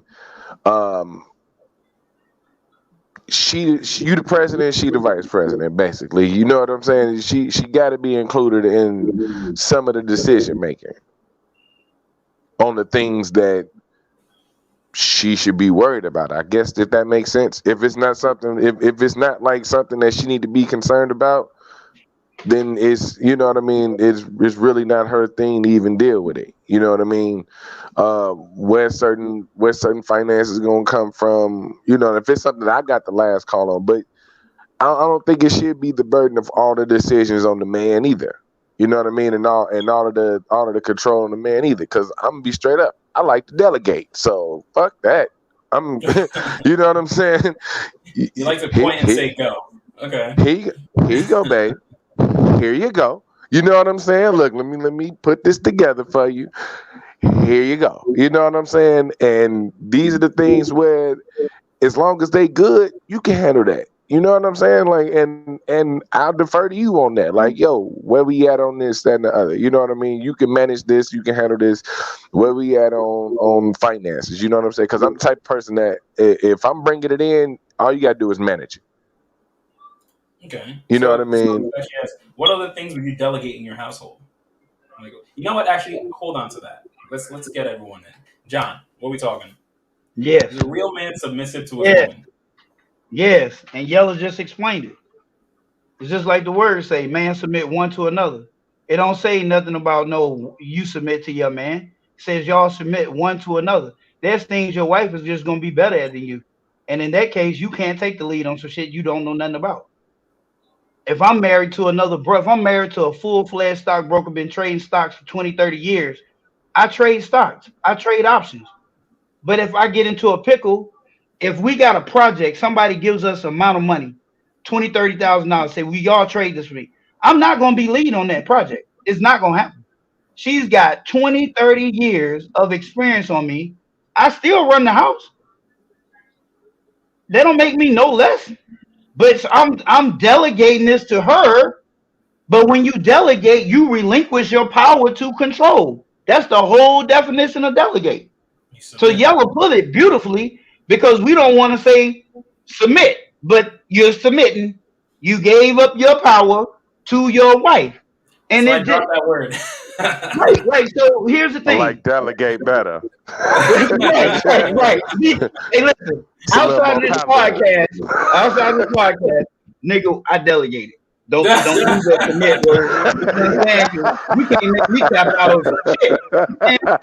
But the truth of the matter is they got submitted. That's the truth. I'm not gonna say it. It's a cuss word. It's not coming out. But here's the thing. If your wife is a full-fledged police officer, full-fledged, you gotta listen to her when that burglar come in here, because she knows some shit that you don't know. She know how to handle the situation better than you. You might run your ass out there and get slap killed. Pow! Dead. but y'all gonna move together as a unit because your job is still to protect her. It's just that y'all gonna move together, and she's really taking lead on this because she needs to direct your movements. She needs to direct your movements, and you need to have her back. But she knows more about this than you do. Just because you have a penis, that does not mean you are always right, and it does not mean you can lead everything. And if you have that mindset, you're gonna lead your damn house right into the fucking ground. You can believe that, and you're gonna be by yourself. Chris. Yeah, I agree with John. I think submission is it's like the word gets to people, but it's to both sides.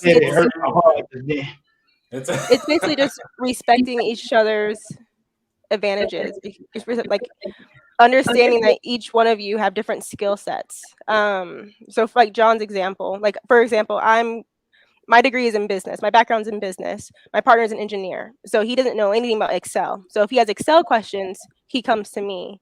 But if he's still trying to be alpha, be masculine, be the authority, he's not going to relinquish control. He's not going to allow me to show him how to use Excel. He's not going to sit down and be taught, if that makes sense. So a part of that is having to submit to my authority in that particular area. Now, do I think that a lot of women can kind of blow that out of proportion? Yes, a certain level of that is that he has to still, a lot of women won't agree with this. He still has to give me kind of permission to be in that authoritative position. Like he has to say, can you show me this? And then I will say yes. I can't just take away his laptop like, oh, you can't do this. Let me show you. Then that's an issue. But when it comes to submitting, he has to be able to, if he asks me to teach him something or show him something, he has to be able to kind of relinquish some control. But that's where it gets kind of like foggy is like, okay, well, he kind of gave me permission to take on that, if that makes sense. So I know you hate this answer, it's yes and no. But the answer is I expected the answer to be that way. Because we've had similar conversations to this, so I kind of knew how this was going to go, and very much so. Like I very much think that if we get too pigeonholed into the side of a man needs to be a man needs to be a freaking man at every aspect in his life. Even when he doesn't know he needs to be a man and just somehow try to figure it out. Even if he knows more, he still needs to be the man and say, fuck it, I'm gonna do it. That's dumb as hell. That's dumb as shit. Like, a real man knows when to take a step back and let someone else take the lead. Because we think you should be thinking logically and not fucking emotionally. And sometimes men become emotional just like women. And that's when they get that's when they get coined bitch ass niggas, because you got him all up around the head acting like you're a fucking whole female or some shit. Like, stop being so fucking emotional and shit like that. And so, you know what I'm saying? There's times when niggas gonna think emotional first. You understand? And it's just not fucking logical. But you should make a fucking whole habit of doing that shit. She know more than you. Fucking accept that shit. Move on. Like, let her do her fucking thing. Cause at the fucking end, if she win, nigga, you win. If you win, nigga, she win. Y'all a fucking team. Stop trying to split. Like, stop trying to separate the shit. Y'all, we need them and they need us. Period, point, fucking blank. We just don't need them for the same reason. Some dudes do need somebody that's willing to feed them because they can't fucking cook. That's not one of my needs. You understand? I need somebody who can intellectually stimulate me. I need someone who's going to be a friend to me. I need someone who's going to do some of the shit I like doing. I like hunting, fishing, camping. Okay, I need her to be on board with that. If she ain't on board with that, we can't be on board with each other, because I'm going to do the shit and I'm going to feel I should go out here and be able to do this. And we should be able to do this together. Be compatible in that area, because this some shit that we can still do. It's not something that you do a whole lot, and it's something we can do when we fucking get old. When I'm not looking at the damn, in my eyes, she's still that dime piece, but nobody else's eyes, especially people that's way younger. Like, nigga, we old. It just doesn't happen, nigga. We old, bro. But now we just good friends and we in love with each other. You gotta have that. You gotta have those hobbies and shit that y'all do together. You know what I'm saying? and I'm gonna learn along the way that she's just most Or at okay. least being open-minded to understanding their hobby and them understanding your hobby, or taking even the Yeah. slightest interest in wanting to see what they love about that. And they ain't even gotta like it, but she'll like it just to appease you. And it doesn't have to be a hobby. I think the best example of a man's main to a woman is when she has a baby. You don't see the man like, give me the baby, let me feed the baby. Like he submits to her because he knows naturally that is her role. Oh, here, this is you. This is all you. Yeah. So if you can't like imagine it, think about that. When you watch a newborn, like a new parent, watch how they interact, and that's typically like a really good example of how a man submits. Yeah, that's a really good example. I like that. I like that. Kids make your ass submit quick. Here, go to your mama, man. Come get him. Come get him. I don't know what he did, but there's some shit on him or something. You take him. You know what to do. You're an expert. Holding it like a bomb. Holding him like he got AIDS. Baby just sitting there like, like, here you go. I love you, but here, go to your mama. All right, let me throw this curveball at you guys a little bit. All right. To really love someone, you need to experience whole phase and a heartbreak. To really love someone, you need to experience whole phase and heartbreak. Danielle, start us out. What are we talking? I don't agree.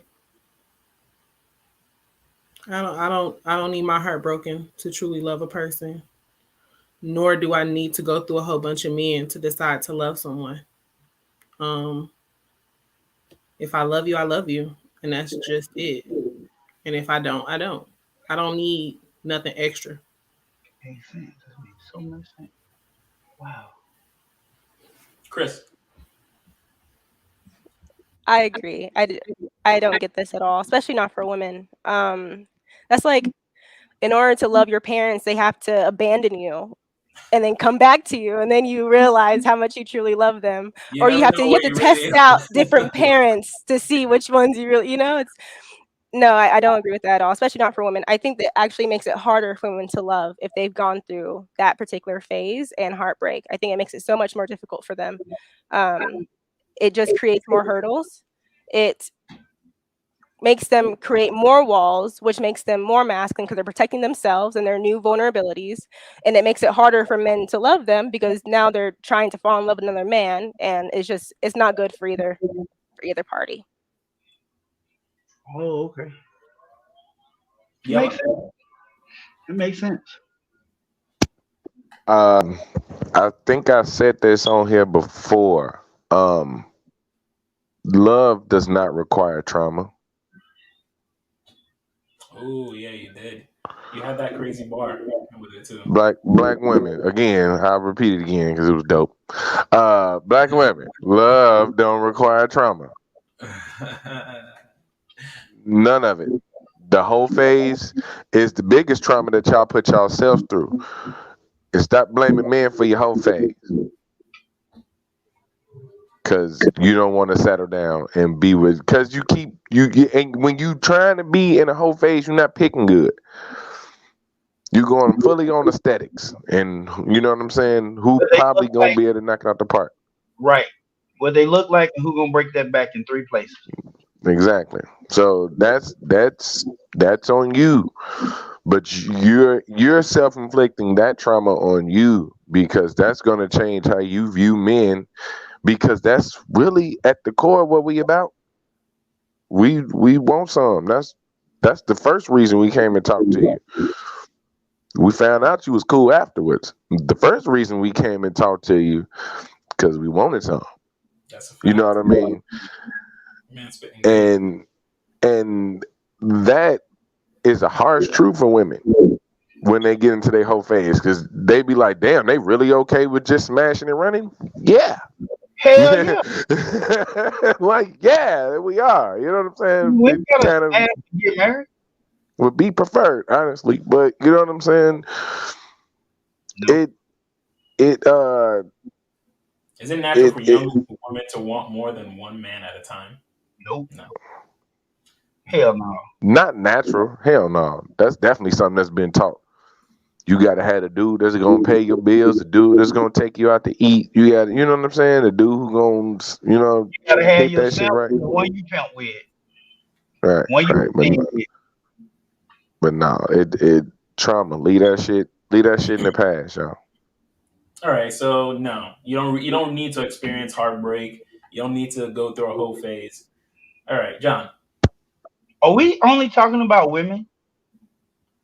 No, that's Because this why I answer is didn't, not that's why I going to didn't be the same specify. for me for me, and I can just tell you that, and everybody on here knows. That's why I didn't specify. It has it's Oh, not. It's okay. both. Women, right? I totally agree with Yella. You should, trauma does not equal love, and you don't have to experience trauma to find it, because you are gonna make. I agree with everything that man said, 100%.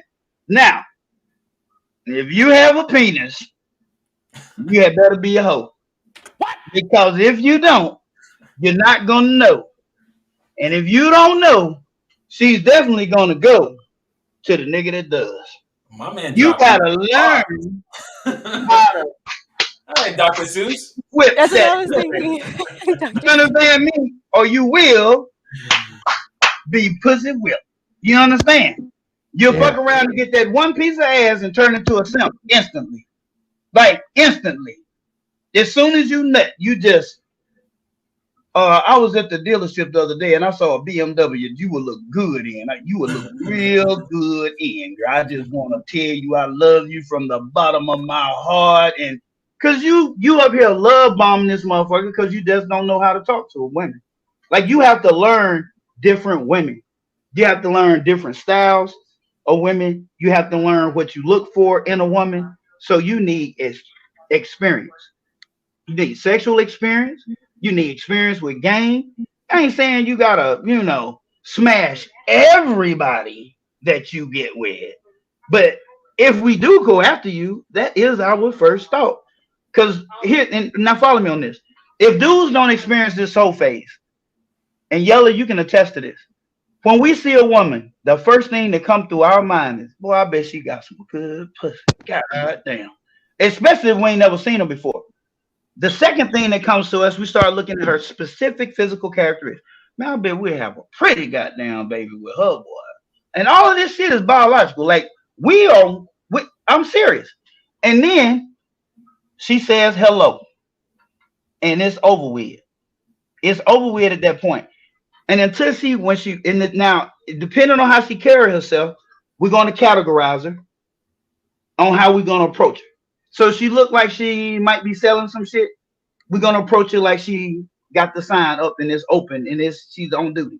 Okay. If she looks conservative, intelligent, I'm going to approach her just like that.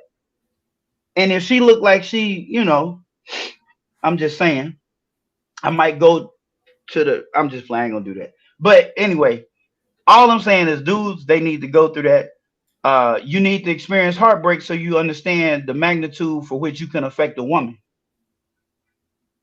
You understand what I'm saying? You need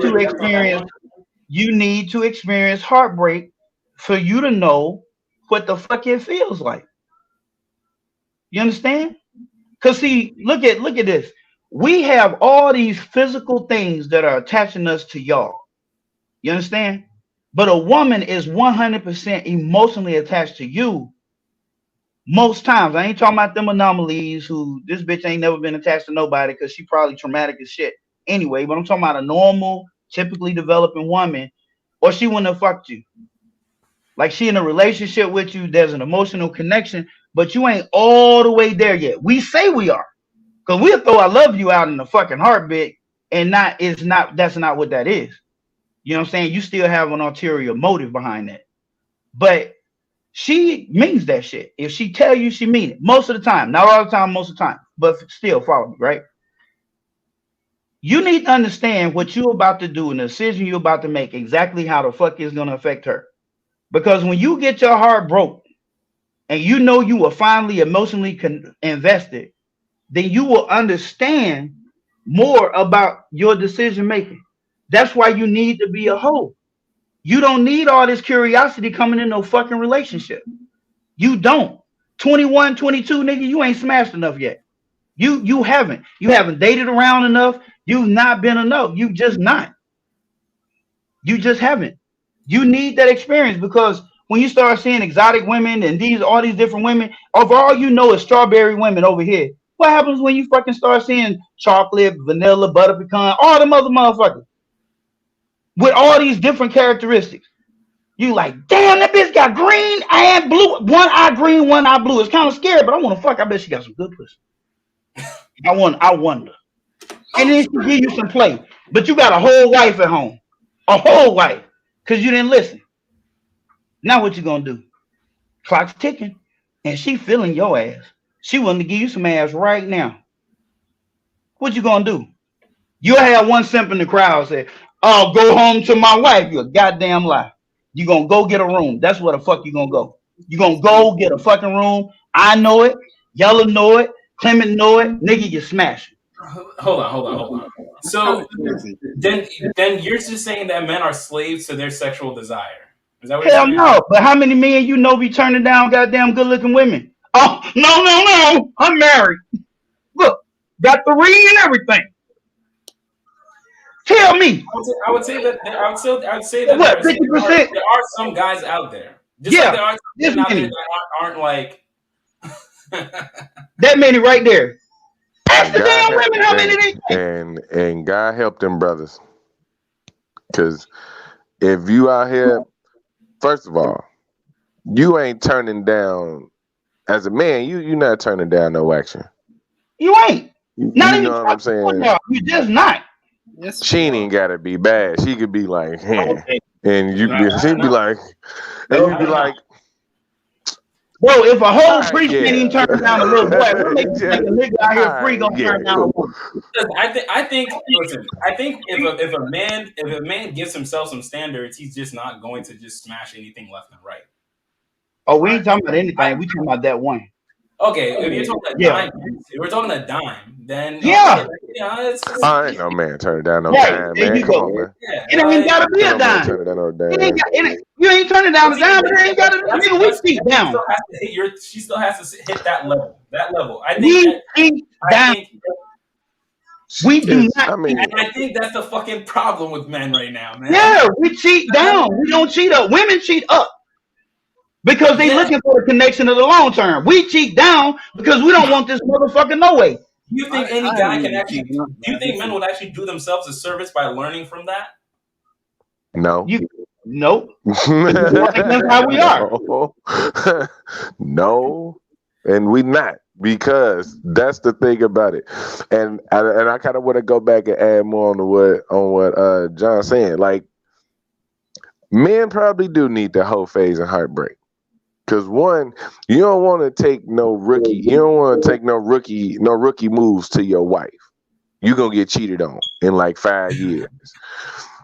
5. You know what I'm saying? Yeah. Because if she marry you with the rookie moves, hold on. If she marry you with the rookie moves, it's because she don't know no better. But when she started to get older and find out that it's the same curiosity that sent men into that damn cheating spiral was the same thing that sent women in there. We don't want to be talking about it because we do got this idea, and it's true for the most part, that women cheat emotionally. But there is that group of women who cheat physically, because no matter what he doing, he not hitting, you know what I'm saying? He not hitting the spots like he's supposed to. And she needs something different. I think we just talked about that on another platform. Like, Buddy was with his chick and she ended up cheating on him and all that other shit because she wanted something different. Have you ever had a woman cheat against you? Hell yeah. I probably have. I'm not knowingly, but I'm pretty sure I have. Why? It could have been various reasons. I've had them cheat on me. Speaking on what you're speaking on all these guys, okay? So you're talking in general tense, right? But yet you're saying at the same time a girl's done the same thing to you. So I'm not gonna say this. I'm not saying knowingly. I don't knowingly know any chick that I've been with that cheated on me. But my thing is this. I'm not putting shit past nobody. So no, because that's what you just said. You just said that a girl cheated on you. I asked you. I said, "Has that happened to you?" You said, No, I said yeah. pretty. I said I'm pretty sure it has. And went, I I s- don't know. But no, I'm saying no. I said I'm pretty sure it has. I has never it said happened or not? definitively. Has it happened or not? It's happened to me. So what's it? I'm It's not How happened. asking you. come I'm not? I'm not How talking to you. I'm how speaking to come you. I'm not? How Like come I'm we know not? each Hold on. other. Okay, hold on. I just want to make sure I get the question right. You said how come I'm not sure I've got cheated on before? No. I said, has a girl ever cheated on you? Like, because like you were speaking on men, right? Like Right. generally, yeah. So I'm not trying to go on wavy stuff. I'm just saying, like specifically. So has a girl ever cheated on you? I would. Okay, I'll say this. Not knowingly. I don't know. I would say pretty sure. I would say I wouldn't be surprised if it happened. But like knowingly, like I found You out don't know or I went specific. looking and know. Knowingly is a no. Situation where a girl cheated on me. Right. Yeah. Say that again. I could bring up a specific situation where a girl cheated on me. Right. Yeah. Okay. No problem with that. My ex cheated on me. Right. We had a child. Like we was bouncing, blah blah blah. I didn't know anything about it. And I was looking after our child. I brought our child round to her house. I walked into her house. She had a picture of a guy on her fridge. Right? I asked her, who is this guy? And she was like, that's my boyfriend. Can I ask you something about that situation? You can ask me anything you want. You just said you took your child over to her house. Mm-hmm. You're married to her? No. She's not your wife? No. You just had a kid together? Yeah. Okay. But she was just your girlfriend, I'm assuming. At the time, yeah, I was very young. Okay. All right. I guess that's, that's what I was wondering. Did you ever, let me ask you this. Obviously, it's a very tender situation, but did you ever, you know what? I'm going to ask you that. I'm not trying to offend you, so please don't take offense to this. I had a conversation about this previously with someone, and I said, is there a scenario where you could think that you might have been lacking in that situation where she decided I'm going to step out with someone else? No, what I found out later was an education. What do you mean? So it wasn't really about me as much as I thought it was in the situation I was at that point in time. So later on, I sort of found out the foundations of how that became. And this is the thing. I think sometimes we can drag into our own egos a lot of the time. Especially as young people. I mean, I'm talking like 18, 19. You know what I'm saying? Not like us now as grown people, where we could sort of start figuring stuff out and try to make some real decisions about things and have real relationships after we've gone through certain things. No, but at the time, it was baffling to me. So some people can look at that and go, okay, how come you couldn't make that? 18, 19, you think you know everything. You think you know everything about the world. You think you can sort of predetermine your whole life when you think when realistically you don't know what life is. You don't even listen to your elders. You don't listen to people. You don't listen to anything that comes at you that has any sort of substance. But what I was asking though was, did you play a role in her stepping out? Do you feel you played a role in her stepping out? I think I was naive. I think I was very naive in understanding what a woman is and how women operate. Because at that point in time, I was just trying to get mine. You get what I'm saying? I was just doing my shit. I was just like, yeah, I'm the hot shit. I'm doing this, blah, blah, blah. And I was just trying to get my stuff together. And you don't acknowledge what a woman is at that point in time. You just sort of Are you talking emotionally? Are you talking sexually? Are you talking career wise? Like what? All of that. Yeah, I mean, you put that into those. Seven.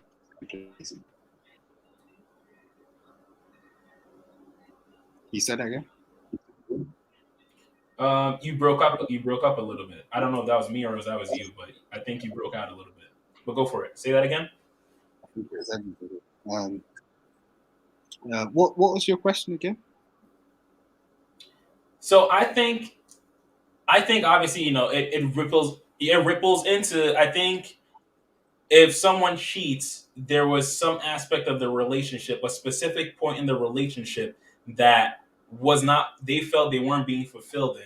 And they most like, if they loved you, they most likely brought it up, and they felt that they brought it up enough times, but you did not reciprocate what they were trying to do. So that's when they decided, I'm going to get it somewhere else. I don't think it's ever a whole thing as this entire relationship as a whole is bad, so I'm still going to stick with you, but I'm going to cheat on you. At that point, they must try to leave. But when there's a small, tiny segment in the relationship that they probably came to you and talked about, and they felt they weren't being listened to, then that's when they'll try to get that somewhere else. Does that make sense? What I'm saying? Yeah, totally. Yeah, it was never bad. Nothing about it was bad, and I think that's the thing that we tend to sort of bring up in a lot of our conversations, especially as Black people. We tend to sort of lend towards the negative, in terms of we tend to get in relationships and it's bad, or there's a negative thing. Like especially when we start talking about divorce, or like we're in relationships and this thing has happened to us, is bad. No, it wasn't bad. It was what it was, and it was a learning curve, if anything.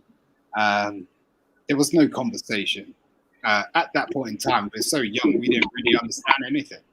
We wasn't in a position to sort of even have those sort of conversations and have an intellectual sort of perspective on it.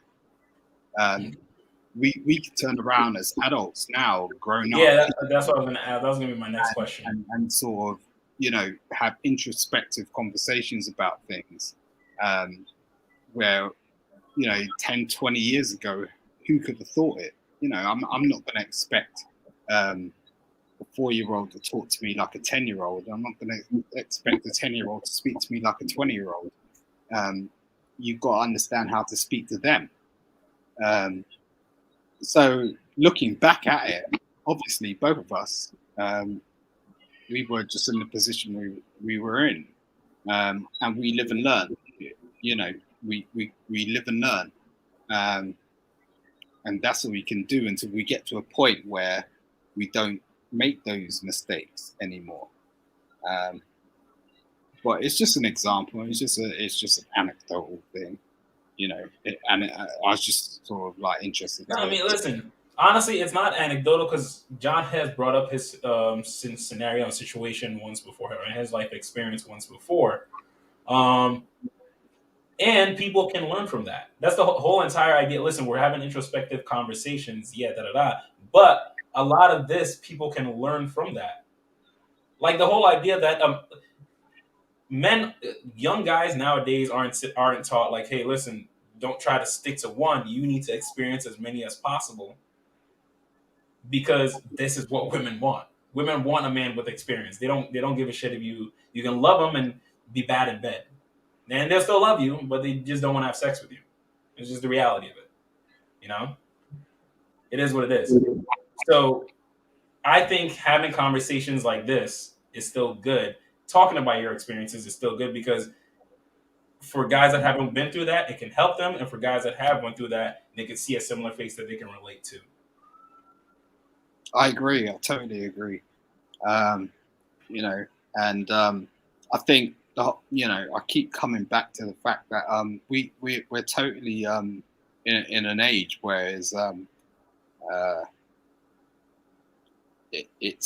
it's crazy. And in a word where I'd like to replace the word crazy, because we're just having like some conversations for which, like, I totally do this because like I would like to take a perspective where maybe if I got knocked over by a bus tomorrow, like my daughter could sort of be able to sort of go on YouTube and sort of listen to everybody and sort of take the perspective of a different voice where, you know, we have this whole setup and this whole system that brings 1,000 voices and 1,000 different perspectives. If you just turn around on Google and try to sort of learn about something, no one can come to the same conclusion, and we just go around in circles. So sometimes it's nice to just corner something, and some people are actually just doing that. They're able to, and I'm ranting a bit. Pardon me, sorry. You're waffling, bro. You're waffling. Yeah, I'm waffling as but in you know in time, you know, I appreciate the people that I rock with and tune into, and I do it for a reason. And I might not agree with everybody's perspectives, and I appreciate everybody at the same in the same sense. So maybe I should just leave it at that and get out of this space and allow the rest of your panel to get on with it. That's good. That's good. I don't think you ever actually answered the question, so keep it short and precise. If you really love someone, you need to experience a whole phase and a heartbreak. To really love someone, you really need to experience the whole phase and heartbreak. Be a virgin. As a man?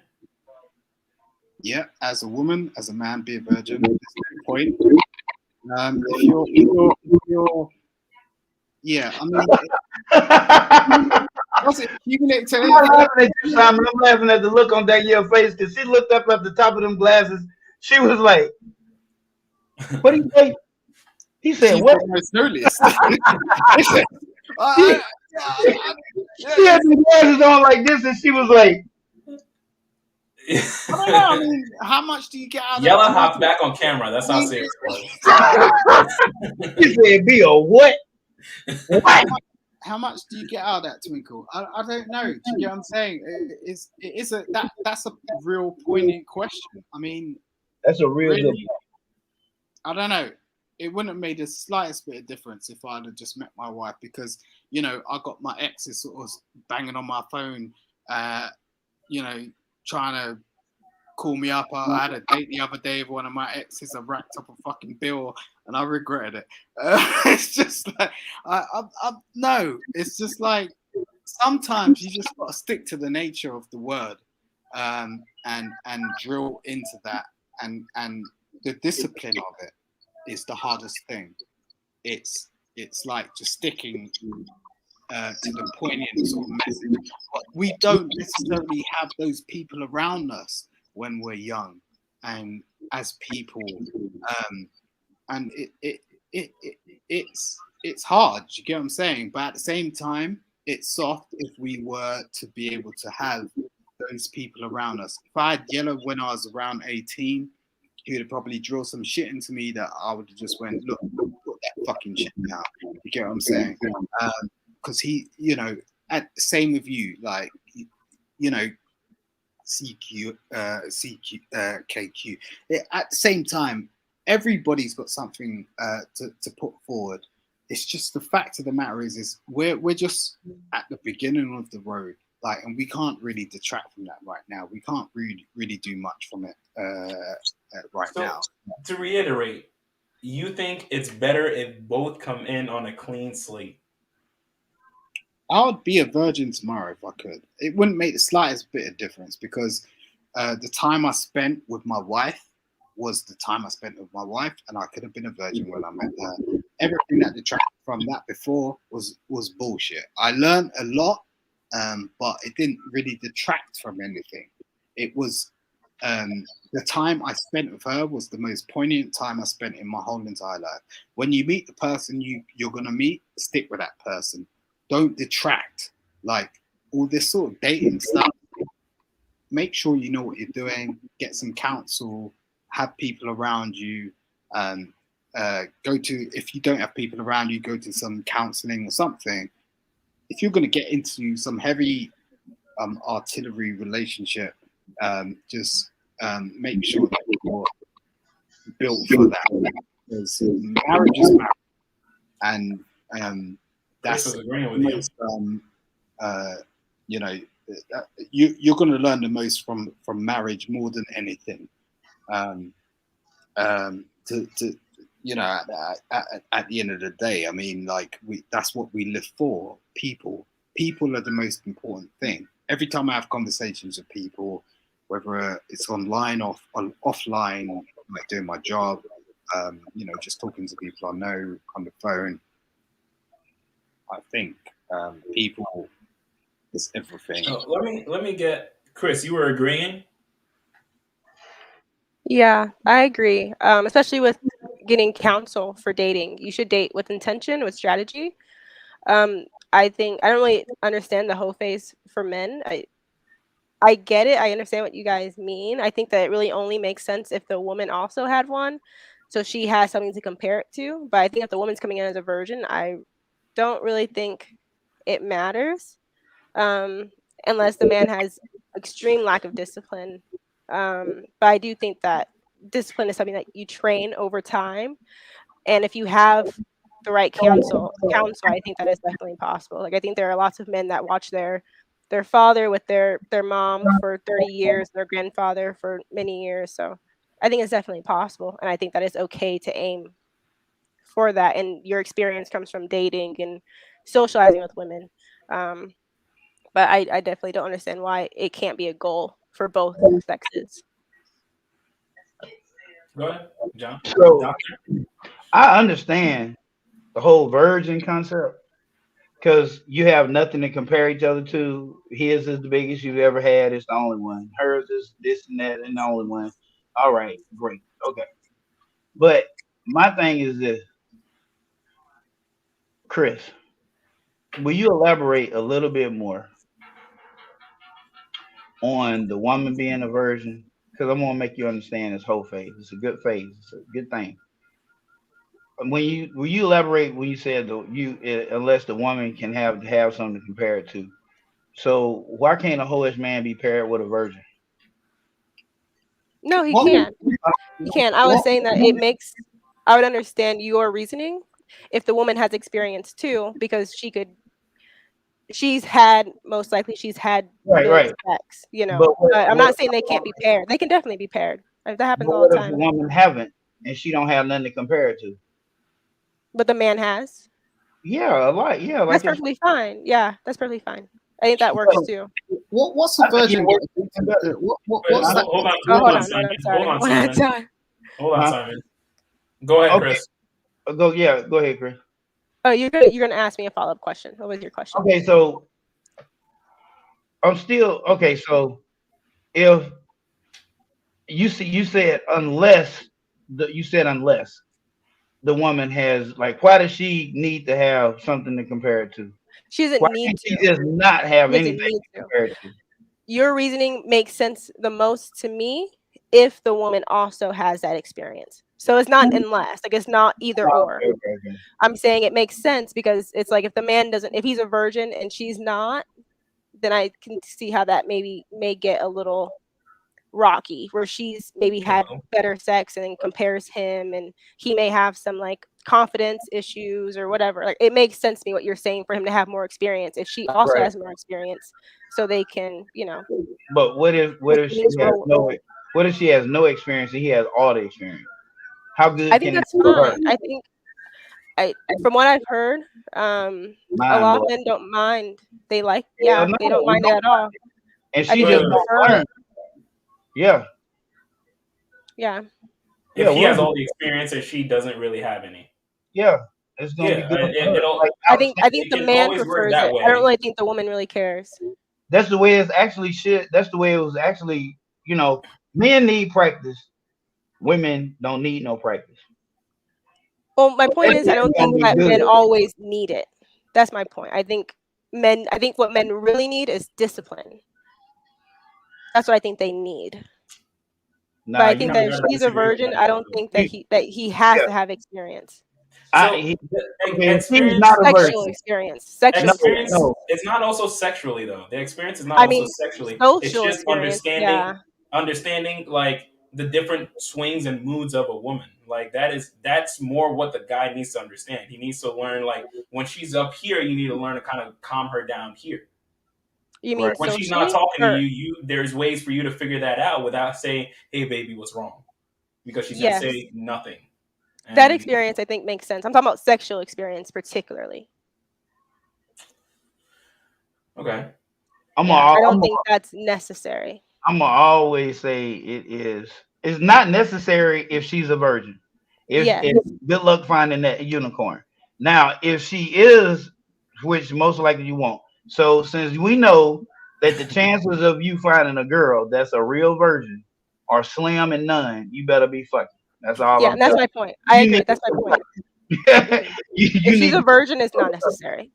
Yeah, it's not because she don't have shit to compare it to. She don't know. Yeah. Like everything you do is like, well, not necessarily, because you could make her just give her a whole sex aversion. You don't know what the fuck you're doing. You know what I'm saying? Like this was not what she imagined. You're just terrible. Like you can actually be terrible to a virgin. It was too rough. It hurt too bad. I don't like this shit. I don't never want to do it again. I'm lesbian. Fuck it. Oh my god. Man, I can't see two people coming in as virgins. Like that would be like watching two people dance that never heard music before. And yes, and that's what it was like. That's good. Yo, you always got them bars, bro. I swear. I mean, I'm just saying, like, it's like watching two inexperienced fighters. You know what I'm saying? Like, it's gonna be sloppy. Somebody ain't gonna enjoy themselves. You know what I mean? And you just gonna hope it mercifully comes to an end. You know what I'm saying? It's not mercifully. It's nah, man. Yeah, like. Fellas, like, okay, best case scenario, I would think would be the man has some reasonable sense of experience with things that he now wants to try in the future with his wife.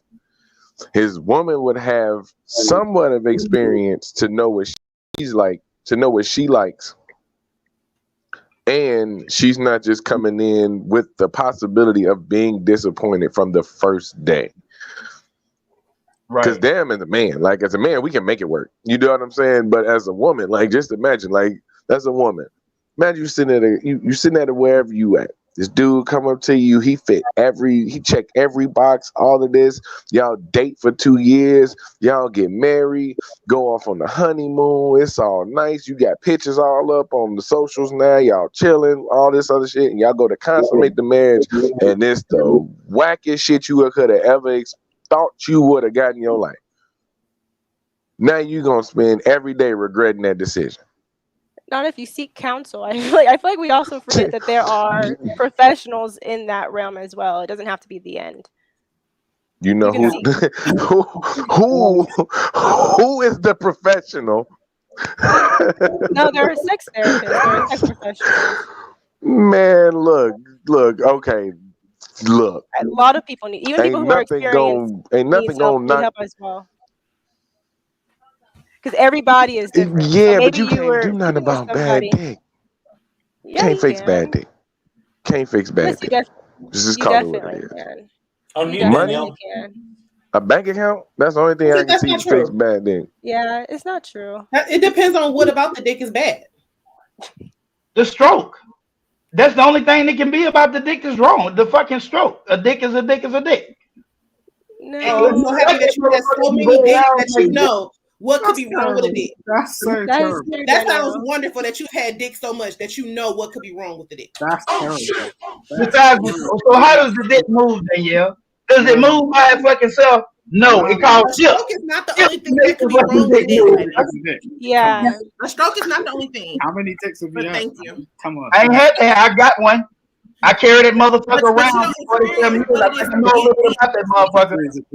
But since you I know don't how it moves. okay, just like I can't say Nah. what a bad pussy is because No, I don't no, know no, what it is to get pussy. I have a pussy, but I don't Hey, know come what on, y'all this feeling. right here is just You have a childish. dick, No such thing. but you don't know what I'm feeling Don't move or without what I'm the supposed to fucking feel. head. All the things Okay. that be wrong. And I'm just Oh, letting your you hip. know. How do you do All that? I'm saying is Your dick don't move without the your only hip. thing that could be wrong. And Specifically you to can't my fix sister that dick. Kiva, like, how do you do that? Like, how do you do this sort of whole thing where you're putting all this, like, you've got this persona where you're all holy Mecca, and you've got the mouth of like a rhino. Like, I'm sorry, it's you talking to me? crazy. It's like What did you just say? you got Yeah, mouth he's of a talking rhino. to you. Like your mouth is just like You talking to me? You've got the mouth of a rhino, is what he said. wow. You get what I'm saying? It's like, where do you get that? I'm from? confused. Are you, How you can looked you at be me confused? and you looked at me and you thought that you knew me from looking at me. No, and no, said no. when I It's not spoke, about. No, I what I'm didn't say saying don't anything match how about. I look to you. Hold it for a second, please. Calm down, Mrs. I'm very calm. Look, I've got total respect for you. I ain't say anything about you. I'm not disrespecting you either. I don't feel like you disrespect me. I'm trying to understand what you're saying. Look, I'm just taking from you what you spat out from your mouth. Okay, you have a mouth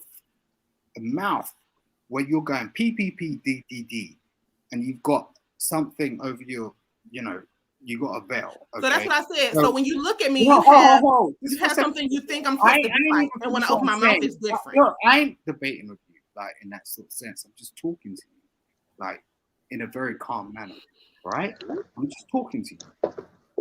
I'm just like trying to get a gauge of how that happens. Right? And I'm trying to understand what you're saying. And so what I said is, when you looked at me, can I finish? When you looked at me, since I have on hijab, no. You feel like I'm supposed to be a certain way, and when I open my mouth, it's I not don't that. feel anything. And so now you feeling some type of way. I don't feel anything. I see you, and I hear you, and you're saying things. I said penis and dick and pussy. Yeah, kind of vulgar, right? If so what's your point, baby? Baby. You can't handle the truth. Look, if we were in your workplace, are you going to speak to me? I'm not in my workplace. I'm in my home. I'm just saying, like, the way I speak to my friends is not how I speak to my mom. The way I speak to my boss is not how I speak to my kids. And the way I'm talking to you ain't how I speak all the time. What's your point? Are you going to go at me like that? For real? Because I'm trying to understand what your point is. I'm trying to talk to you like. But your talking to me is not doing nothing for me, baby. I'm trying to figure out what is the point. My point is not here to do something for you. I'm just trying to have a conversation with you because we're on a platform. Need it. We're on a platform. And I'm saying I don't need it. We're on a platform. So we're not discussing my demeanor about. That's not what we're discussing. We're discussing good dick. Platform, right? What we're discussing is good dick. Yeah, but why are you? Well, there you go again. Like, we're not discussing my demeanor and what you feel like my demeanor should be. I'm just saying. Who are you to tell me what my demeanor should be? I don't even know you, bro. How would you feel? How would you feel if I turned around? I feel wonderful. How would you feel about that? I feel like pussy is a wonderful thing. So if I like the word pussy, I like the word coochie, I like the word dick, and I like the word penis. What is your point? Oh shit! Oh shit! Those are all anatomy. Ain't none of them cuss words. Okay, so you know what? Actually, hold on. Listen to my story. So the other day, my baby, I have an 8-year-old, and he was in school, and this little boy said something to him, and he said the word penis. So the teacher came to my car later on that day and was like, "Oh, your son said penis." And I looked at her and I said, "Okay, he has a penis. Well, he shouldn't be saying that." I said, "Well, I don't know what you expect me to do about that. If you told him he can't say that word in your class, then now he knows that. But what do you expect me to do about that? He has a penis. That's not a cuss word. And I condone using the word penis. So what are you telling me about, bro?" I was just talking to you. I don't need it, though. I don't need it. I'm very uninterested. All right, then. Now back to this dick stroke. Go. So, like I said, explain to me about a dick stroke, because I got a potty mouth and I really don't care. What I was saying is that back to our scheduled programming. Right. But I was saying that the stroke of a dick is not the only thing that could be wrong with the dick. That's not the only thing. What? Okay, well, I want to hear the other part. What else can be wrong with besides the stroke? You could come too fast. That could be something and that's something that you can't fix. You could fix a stroke. Fix a stroke is nothing. You can fix that goddamn coming too fast. Nigga didn't beat off enough. You never learn how to control it. Well, if he got quit trying to quit growing up listening to them goddamn quit growing up listening to your mama talking about jacking your dick gonna make you motherfucking go blind. You better play with that motherfucker so you learn how to control that shit. That's where you learn how to control it. That's where you learn how to shoot and every goddamn thing else. But you learn how to hold it back.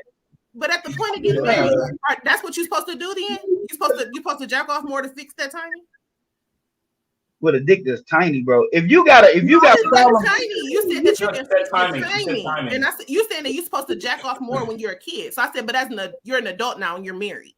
So now you're supposed to jack off more still. You still learn to control that shit. You coming too fast. You getting too fucking excited. So yes, you can. Yes, okay, absolutely. Okay, well that's fine. I can't tell you how to fix a dick because I don't have one. Some doctors, stroke ain't the only thing that's wrong with it. Right. It. Some doctors tell you to fucking masturbate before you go have sex if you come quick. Okay, but stroke ain't the only thing. That's all I'm saying. Nah, but that shit right there is really rare. It ain't that many motherfuckers to come like what you call coming fast anyway, like a minute man. If it wasn't coming, it wouldn't have a whole song about a minute man. Not necessarily true. Okay. Is that what you've experienced? Funny, bro. Huh? Not you. Oh. So you're going after Danielle again? I just like the thing is like people sort of you haven't had enough, huh? Experience, so. What? Would you say something? Most of the time, like people say stuff that they've experienced, so that was being spoken of. I've never heard of that before, so that's why I find it interesting. What? You ain't never heard of a Minute Man, dude? A guy that was a Minute Man? You've heard of that before. I think most guys start out getting over. You ain't never heard a woman talk about a man who fucking comes too fast. Like you never heard of a what? Like premature ejaculation. Yeah, premature ejaculation. There we go. You never heard of that in films, on TV. Yeah. So fuck. Okay. All right. Well. Okay. Hey. All right. Well, it's not what you think. I don't know. Yeah, please teach me. Like this is why I sort of get on this shit because it's like. I mean, it's a real thing, and that's about all I can tell you. I don't have that fucking problem at all. I'm so glad and thankful. Like fucking period. I played with my shit like I was supposed to. Learn the goddamn time down. They tried to tell me that blind shit. Well, goddamn, Ray Charles, I'm finna go blind in this motherfucker. This shit, I done discovered some shit. This feels great and amazing. On that note, on to the next question to the panel. Modern men and women shouldn't move like the generations before. Modern men and women should not move like the generations before. Yella. I don't think they can. That's kind of what I'm thinking though. Like I'm thinking it's kind of like the modern woman and man just got to be some hybrid of what we gonna be and what we were. So I mean, we could try to pull from the generations before us, but it's not gonna work because honestly, we want different shit than the generations before us want. Yep. From being men and women, you know what I mean? Yep. So you naturally ain't gonna move the same way the generation before did because your goals, you want different outcomes and different goals. Like dudes don't give a fuck about getting married this generation. They don't care. So they ain't gonna move like somebody who really cares about getting married. Right. Right. So, but what I'm saying is someone and like Kevin Samuels, where he's pushing the idea. He's pushing. I want to say a more modern way of moving. I mean, a more traditional way of moving. I think Is people that get that whole. My bad. Go ahead. No, I'm gonna say I think people get that whole idea of what he talking about a little mixed up, right? I don't think he's so much telling people that they need to move in modern way. I mean, traditional ways. I just think he's trying to get the message through to the modern women who want men to be traditional, and without them having to be traditional. You know what I'm saying? If more modern women went after modern men, everybody would probably be a little more happy. Traditional people who still believe in traditional values need to go be together. You know what I mean? Because you're gonna have traditional men trying to drive themselves crazy, changing a modern woman, and you're gonna have modern women basically running over traditional men. So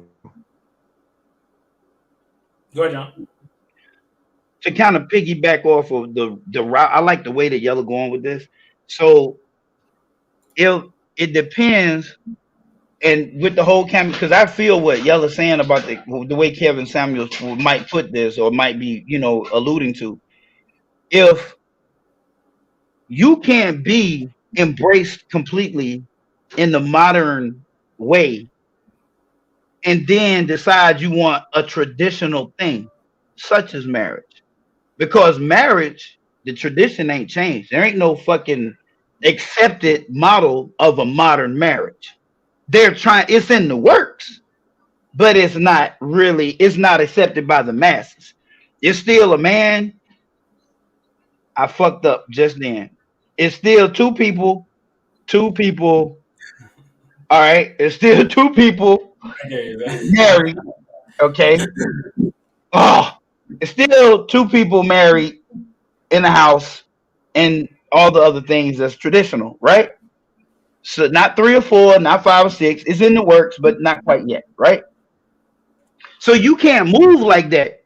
Because if you're moving the way modern women move, a nigga who embraces traditional marriage, I ain't fucking with you. You got me fucked up. I don't want you. Like, because you're not wife material. You just not wife material. If you think it's cool for you to post your ass on Instagram, I don't want you. If you think it's cool to go out the house half naked, I don't want you either. That's not who I want to represent my kid's mother. That's not who I want to represent my last name. Matter of fact, if you one of them hyphen motherfuckers, I don't want you neither. Because I'm that traditional. My name, your name changes and goes to me. That's why dudes, and that's what I like. That's just fucking me. I'm very traditional. If you was a star or something like that, we could talk about it. But I'm that traditional. I'm just not looking at the way you move because you modern. Like, it don't work for me. This gray hair here for a reason. That shit scares me. I don't know what that's all about. I don't even know the outcomes. Won't have a large enough sample size for me to know how successful that shit's gonna be. So I'm gonna stick to what I seen the last fucking, I don't know, 1,000 fucking plus years. I'll stick to that. I know how that shit goes. I don't know this new way. So you shouldn't want the tradition. You shouldn't want to cross the two. Chris, what are we talking about? What was the question again? Is it should it move like generations? Yeah, modern men and women should not move like the generations before. Oh no, I disagree. I think there are lots of aspects of the generations before that we should consider and what we do now. I think that it's more so what made a man feel like a man, what made a woman feel like a woman. I think that now the modern lifestyle is making a lot of men and a lot of women depressed, because I think that biologically, when it comes to their energy, when it comes to just who they are anatomically, they're not being fulfilled. And I think that generations before, they were reaching that fulfillment much more than we are today. Even though things have changed, I think that there are certain opportunities that we can take advantage of as women and men, as far as women being able to go to school, get more educated. I think there's a way that you should be able to do that while also doing things that will make you feel more fulfilled, like getting married and then going to school or whatever, however that can work. But I do think that we need to consider what worked back in the day and then kind of weave that into what we have now. I don't think we'll ever go back to it being completely traditional. But I do think that it should be woven in a lot more. I think that it should be a lot more like the 1950s than 2021, like 80-20. 80-20. Okay. Okay. Simon, if you're still there, I'm going to take it as a no. Danielle. I agree with Chris. I think with the relationship aspect, I think that the traditional way worked best. As far as like getting married and sticking together and having kids.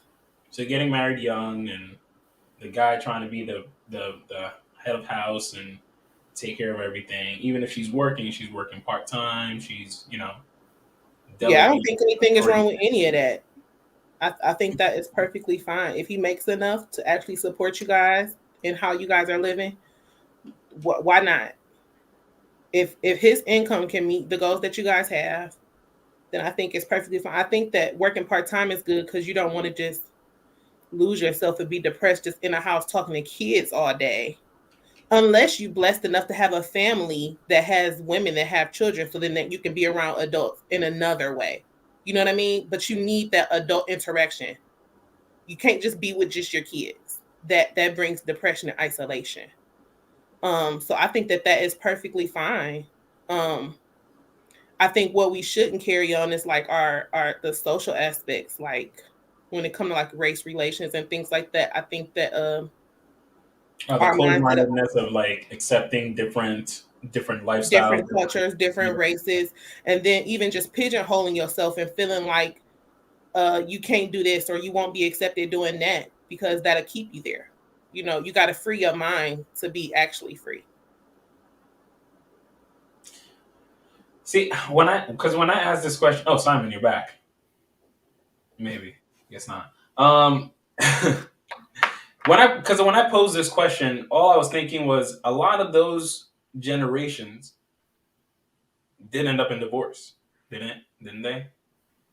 Like a lot of them didn't take as much time as we are now to figure out what it is that they actually want. They kind of sped through life like, oh, we gotta survive together, so we gotta get married, we gotta have our kids, and we gotta make this shit work.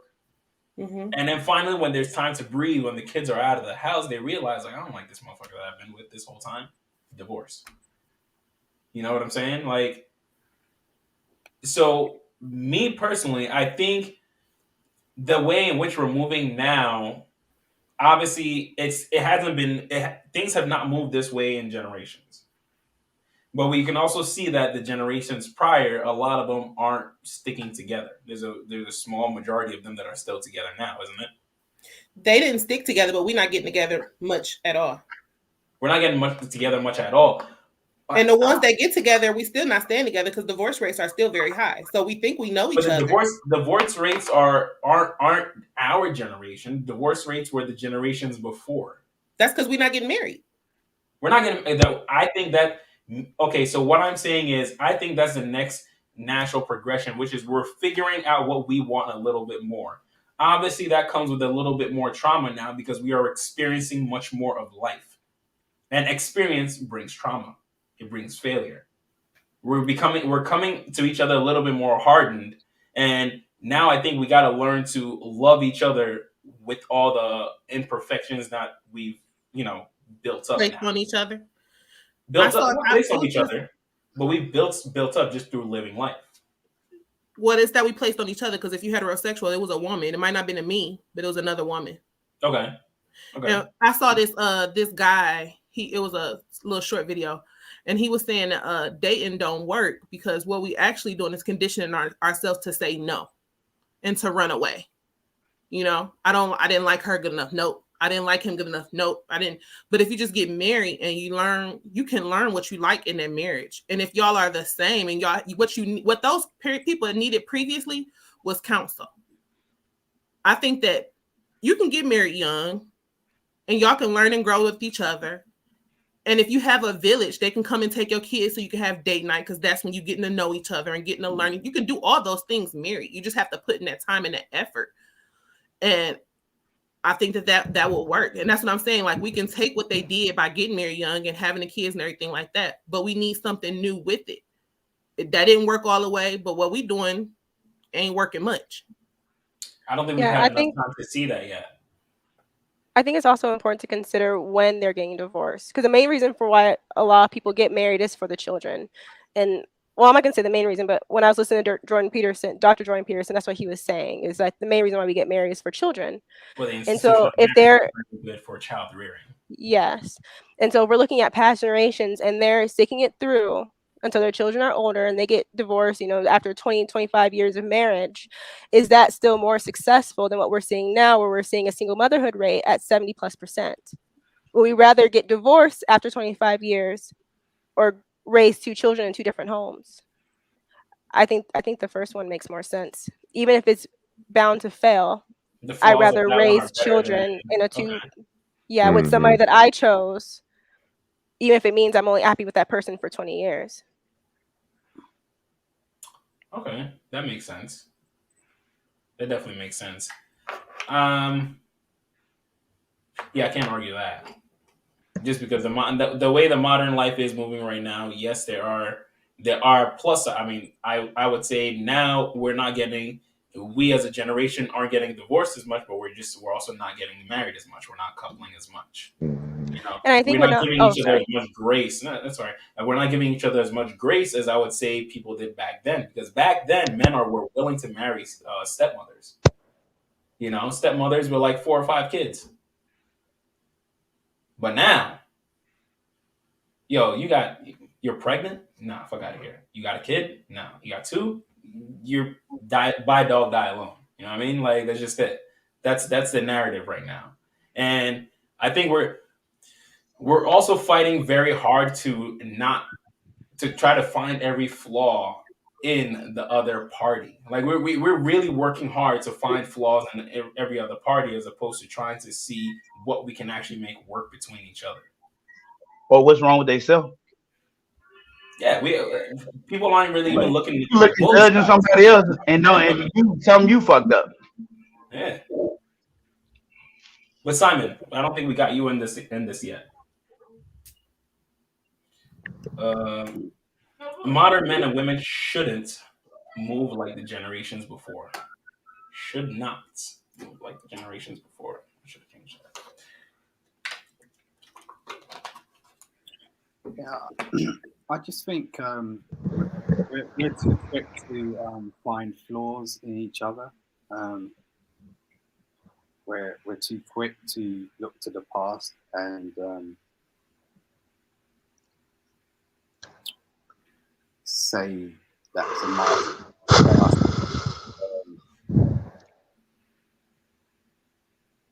Go on. Realistically, when I speak to my daughter tomorrow, I'm not going to turn around and go on. Speak up a little bit, bro. I don't know if you can hear me. Yeah, if you can speak up a little bit, just a little bit. I'm just saying, like, the next generation don't pay attention to this stuff, basically. Like, we've all got our flaws, we've all got our misconceptions.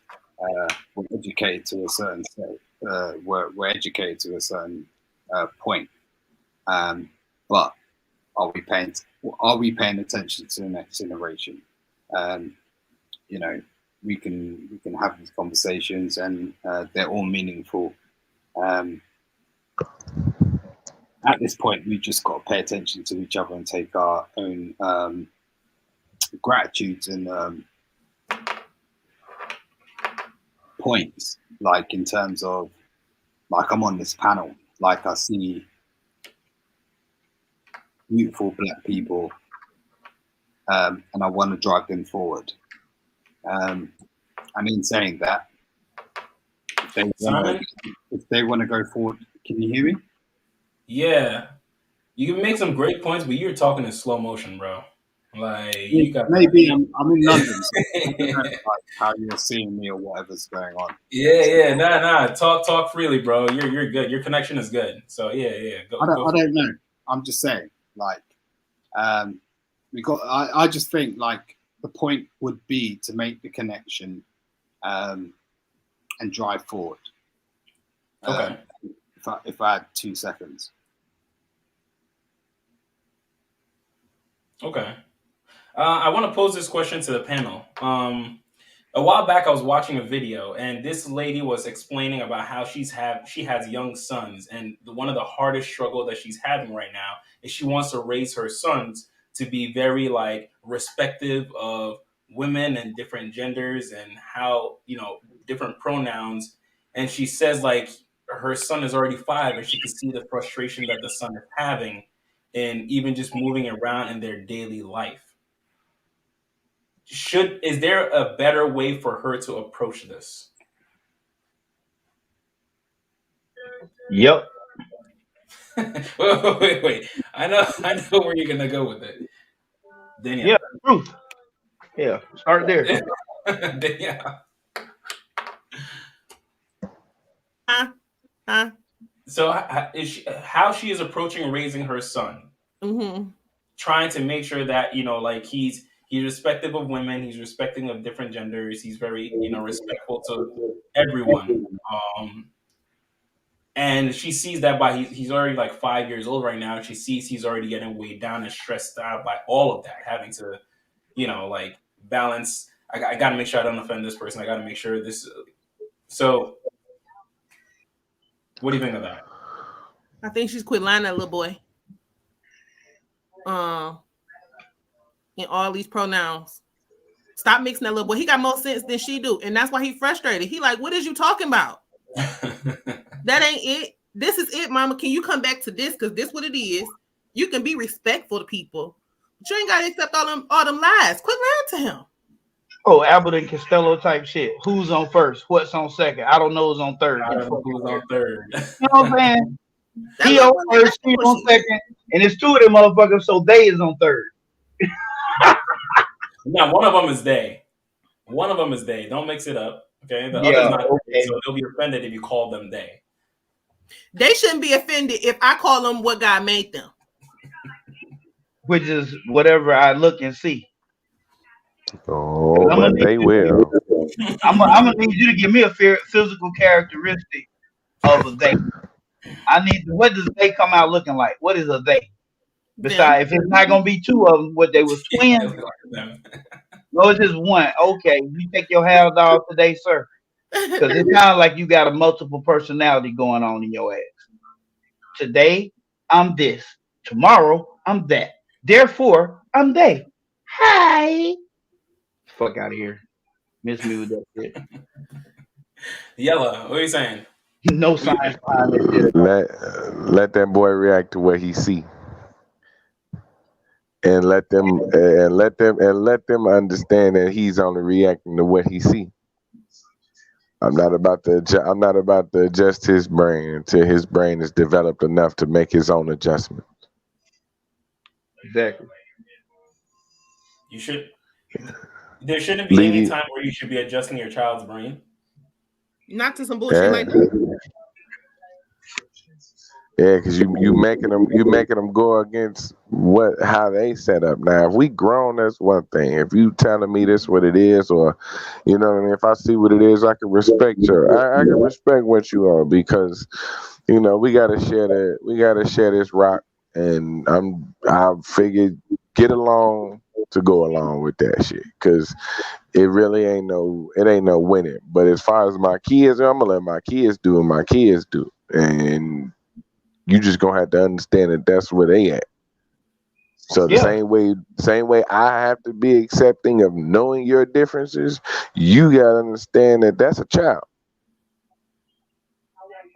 Yeah, and even if he was older, right? You know what I'm saying? Like, come on, man. Like, why would you just sit up and lie to your child and let them think a lie? Like, why would you do that? That's just like keeping this nigga believing in Santa Claus and the Easter Bunny for the rest of his fucking life.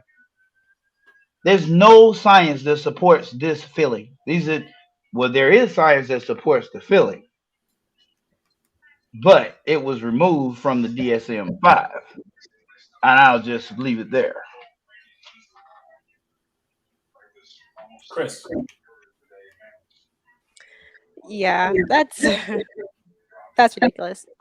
She should focus on the thing that she can control, and she should go find a dating coach and look for a stepdad for this for this son, because he needs a man in his life. Up bad. Like, there are so many studies that talk about the damage that could be done to him being raised by a single mother, but she's more worried about the potential damage that doesn't exist. Well, these studies don't show of your son not knowing that there are 76 genders. That makes no sense at all. It doesn't make any sense. At all. Focus on what you can control, even if you're not religious, what science backs up, and find a good father for your son, or if possible, if the dad's still around and he's healthy, maybe do some more 50-50 or 60-30. Or go find a really old dude, like an uncle or like your granddaddy. Like senior citizens is mad honest. If you want somebody to be honest with your kids, take them around their grandpeoples. They gonna be very honest with them. Kids can't handle that. Chris, you said 60-30. I said, where's the other 10%? Oh, 60-40, my bad. Well, no, I think she should only get 30%. The child needs a counselor for their 10% to undo what she did. How many genders is it? What are they? Okay. I was just checking, making sure they ain't got to you. Make sure ain't nobody got to you at the schools. Just making sure. Come here. That's right. That's my boy. That's right. You tell him. All right, we're going to close off the panel with the last question of the night. So, what do you bring to the table is never brought in good faith? Wait, what? What do you bring to the table is never brought in good faith? I don't know. Oh, you have to elaborate on that. Like, come on with that. Yeah, the question. Currently, that is the big question going around right now. What do you bring to the table? What do you bring to the table? The second most guys step to a woman, they ask them, "Oh, what do you bring to the table?" Who cares? Themselves. That's it. That's all I need. Is that question brought up in good faith? It's a trick question. So is that good faith or bad faith? If it's a trick question, is a trick handle a good faith or bad faith move? It's brought up in bad faith, bro. Like you talking this shit, talking about what a girl brings. Don't nobody give a damn where she working, all this other shit. She bringing shit that we need to the fucking table. If you choosing the right woman, the fuck, we need them. Niggas who ask that question push the same narrative as the women who say that we don't need, that they don't need, telling the women they don't need us. Niggas ain't shit. Yeah, like women ain't shit. Right, listen, bro. We need them. They need us. Period. Point blank. Stop asking a woman what the fuck she brings to the table. Stop asking her. Because if you really worried about, why you so worried about what she bringing to the table? You the provider. That's your role. So what you worried about what the fuck she bringing to the table? She needs to bring a good attitude, be agreeableness. So if you're picking the right woman, she's going to have those things. If we having this conversation, she's going to have those things that I like. All the other shit, I don't care nothing about. I don't care how much money she makes. I don't care. Just don't care. I don't care. Because I don't care about that.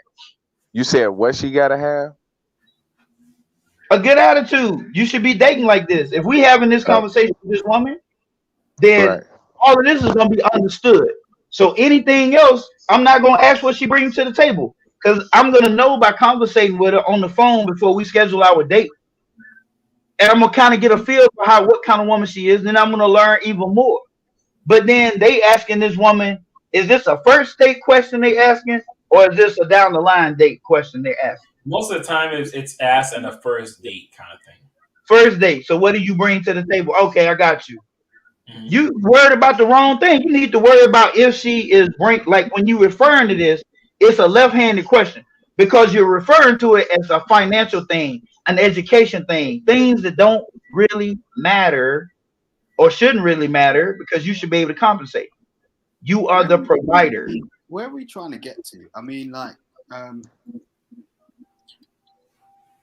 are we Shout out to Knowledge and Relationships. See you guys down there. Uncle Stu, shout out to you too. Yeah. Shout out. Are we as black men on this panel? Are we married men? Have we experienced marriage? Yeah. No. Yeah. What is that? I guess what is that playing into the question though? Because I think you need to experience marriage to understand what the question is. It's like what you bring to the table. You need to experience marriage to know what a woman brings to the table, or a man. Well, predominantly, this is asked towards women. I think that's well. We've got to take this in steps. So it's sort of like, unless you've experienced marriage, you don't really understand what a relationship is in marriage. Like prior to that, like you have single relationships. You sort of approach women in a completely different way in order to be married, and then you go for a complete different thing, which is sort of like a vacuum. When let's take you're dating with somebody, and you're just dating, you go back to your house. When you're married to someone, you live with them, so you got to put up with types of little small things that might get on your nerves. Yeah, but they don't mean it like that. They talking about financial. I've seen the guys who do the podcast. They are only talking about. I don't even think it's that though. I don't even think it's really I don't think it's a financial thing. No. Yeah, no. I mean, that's what I didn't really want to butt in, but we always come back to this financial stuff, where I've never seen it used any other way, bro. I've got the podcast. I've never seen it used any other way.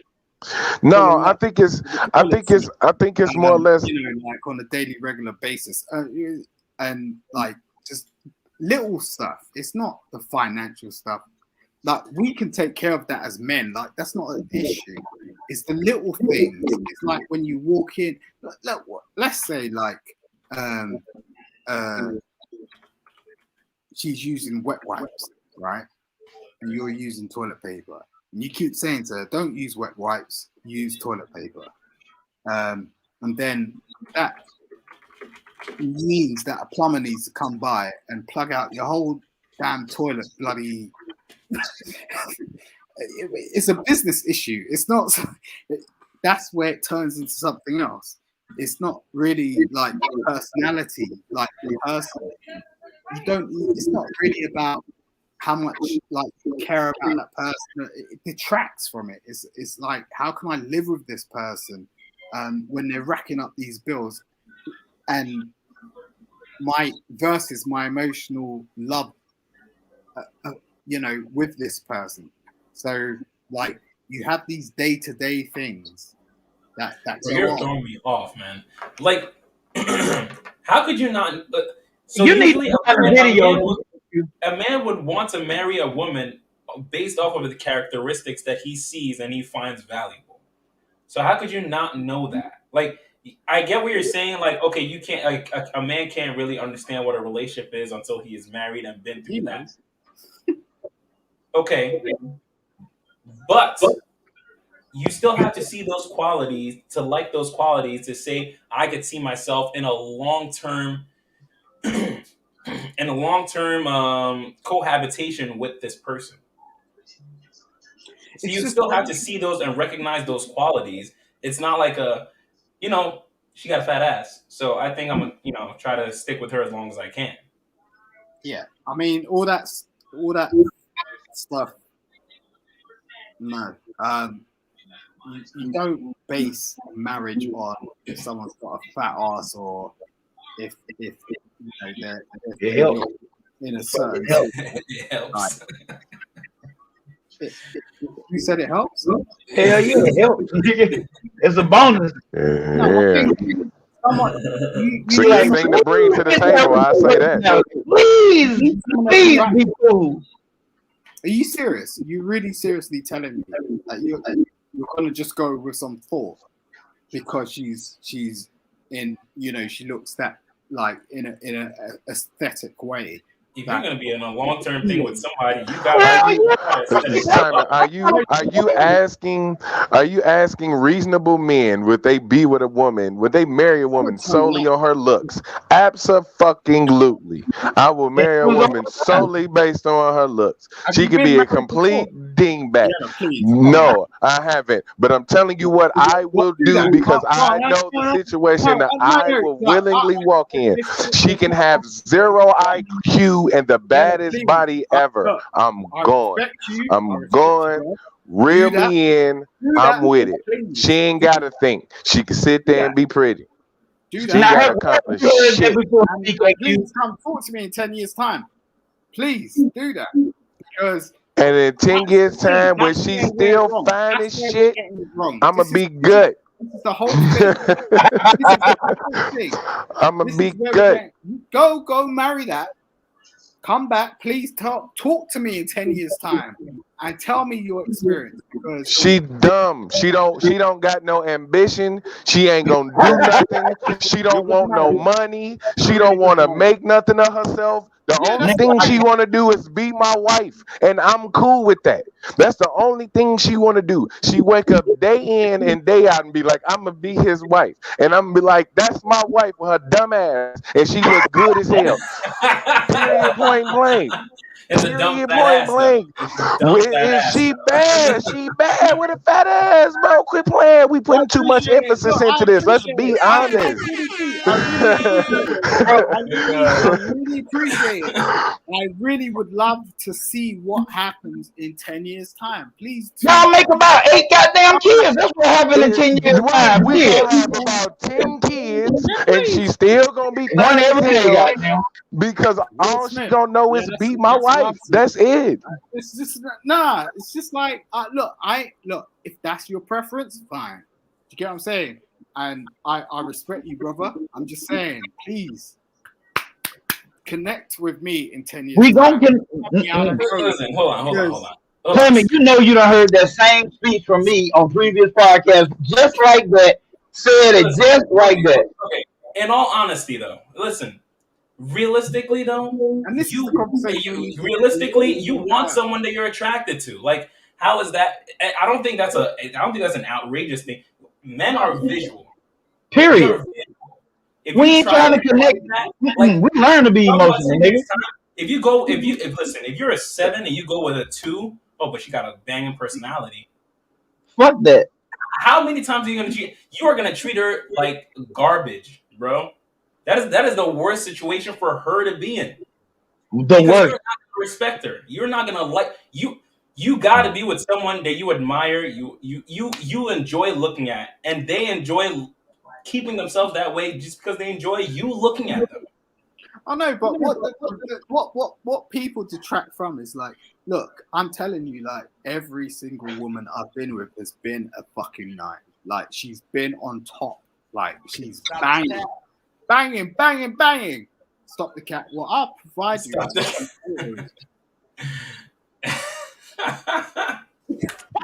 Like at the end of the day, like I'm not just saying this stuff. I've been very fortunate. I'm not saying like I'm some sort of something. I ain't nothing, right? But the women that are privileged, like I've been privileged enough to have children with, marry or whatnot, they've been on top, like on top. But I'm just saying to you, it's not. Look, people are human. It doesn't matter if you're a policewoman, teacher, you know, you work in the military, you know, you could be anything. It's what you want, and that's what determines your life. So, and at the end of the day, it's not about it's an image. I saw this person, she looks thick. I'm just gonna bang that. It's just like nah. But okay, so I would say this. Let John hit that real quick.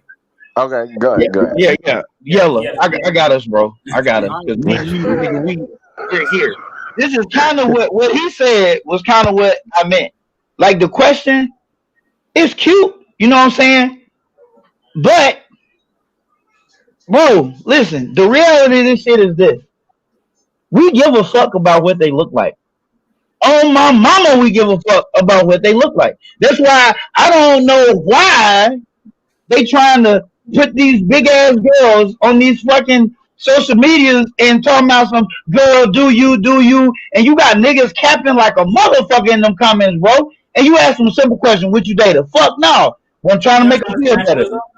So what? Oh, give me a break. Hell no, bro. You know what I'm saying? Like, we don't give a fuck. How old are you, bro?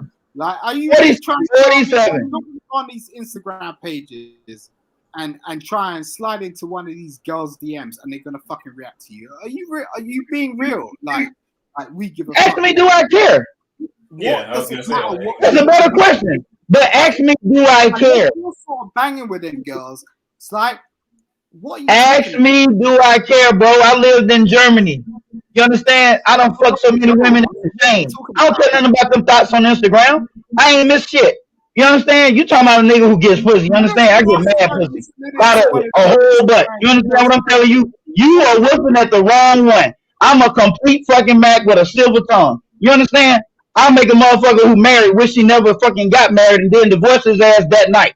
You understand what I'm telling you? The experience is there. The mouthpiece is there. You understand? Complete salesman, closer. We'll close the fucking deal. So all I'm saying is this. Niggas do not care about what no fucking woman brings to no fucking table at the end of the day. We do not care. I'm just telling you, we don't care. We do not fucking care. And anybody who's got game, they're gonna say that. Well, yo, goddamn. That's why you don't have to. That's why you can't raise men. Guys, hold on. But that's why you can't raise girls and boys the same way. One at a time. Because a girl, she can be dumb. If she fucking pretty, a dude gonna come by and make her fucking life easy. Period. If you got a dumbass son who a soft ass dude and don't know women really fucking want him, he better fucking be smart as fuck. He better get some education somewhere. Because don't nobody give a damn what he go through. Nobody. And at one point, the only somebody care is his fucking mama. And once even dad be like, man, fuck, I don't know what to tell you. I fucked up with you somewhere. I don't know where I went wrong.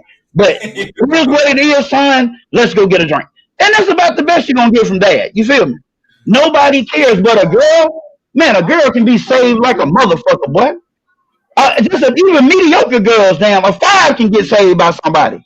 I'm sorry. You know what I'm saying? Like that question is just bullshit. It's a bullshit question because you really don't fucking mean it. Man, that's crazy, man. You can't talk about women like that. You have daughters. Would you appreciate? No, I don't. I have 3 boys. Let him tackle that. Let him tackle that. Go ahead. No disrespect. I'm just saying. Like, hands up. I swear you'll beat my ass down. I ain't even in a fight with you. I'm just saying, like. I've got I ain't speaking about my children like that. That's crazy. Yellow, you trying to get in? I have no daughters. Yeah, I don't think he got daughters, but yeah, yeah, but no, it's okay. I'm fully on board with what I said, but here's the thing with the actual question. I'm gonna go back to the question. The question, what do you bring to the table, is brought in good faith. And I explain this to you, John. I'm usually with you, but I'm gonna give it to you from this. I'm gonna give it to you from this perspective. All right. Usually when I hear first of all, don't ever actually ask this damn question on a date. Like fucking ever. There's men that ask that. There's men that are because they don't know how to talk to fucking women. They ain't don't ever ask this question on a date. Ever. I think after you guys are talking after a while, you could bring it up as a joke. But other than that, no, don't do it because that's a grenade waiting to go off in your face. My mama. That's the way these women are reacting to that question is gonna blow up in your face. Don't even play like that. You know what I'm saying? Not if you really trying to get none. However, to ask that question to a woman is fair. Especially when you hear women having this huge list of requirements. Because my thing is this, you can't, as a people who say they deserve something, you have to meet certain requirements if you feel like you deserve it. Like, what have you done to deserve it? What are you going to do to keep deserving it? I got you. You know what I'm saying? And it ain't, and it's never really about money, because most men who bring that up aren't really thinking about money. Like, I'll ask a woman what she brings to the table in a minute, because if you want a man who's making all this money, who look a certain type of way, if dude got to check all these boxes, what's the boxes that you checking? And if you saying the same thing, if you checking the same boxes he checking, then you not winning. No, you losing. Right. See what I'm saying? Right. I don't need you. Big booty gonna come in there and your ass is out. Right. See what I'm saying? If you talking about, I got ambition, I make $100K a year, I got all these types of degrees, and this is why you should be attracted to me, and I'm gonna be like, but she done with a big booty. Like, you know what I'm saying? I ain't got no ambition. I just want to be your wife. Soul, bitch. I'm amenable. Let's go. We go tomorrow. Yeah. And have all your bet. She can have it all. I see the perspective you coming from. Hold on. Did everyone tackle the question? No, Danielle, you No, didn't tackle the ladies hadn't tackled the question. We've been tackling each other down here. Yeah, I see that. Time to go up top.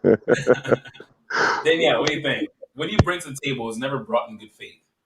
I've never seen it brought in good faith. The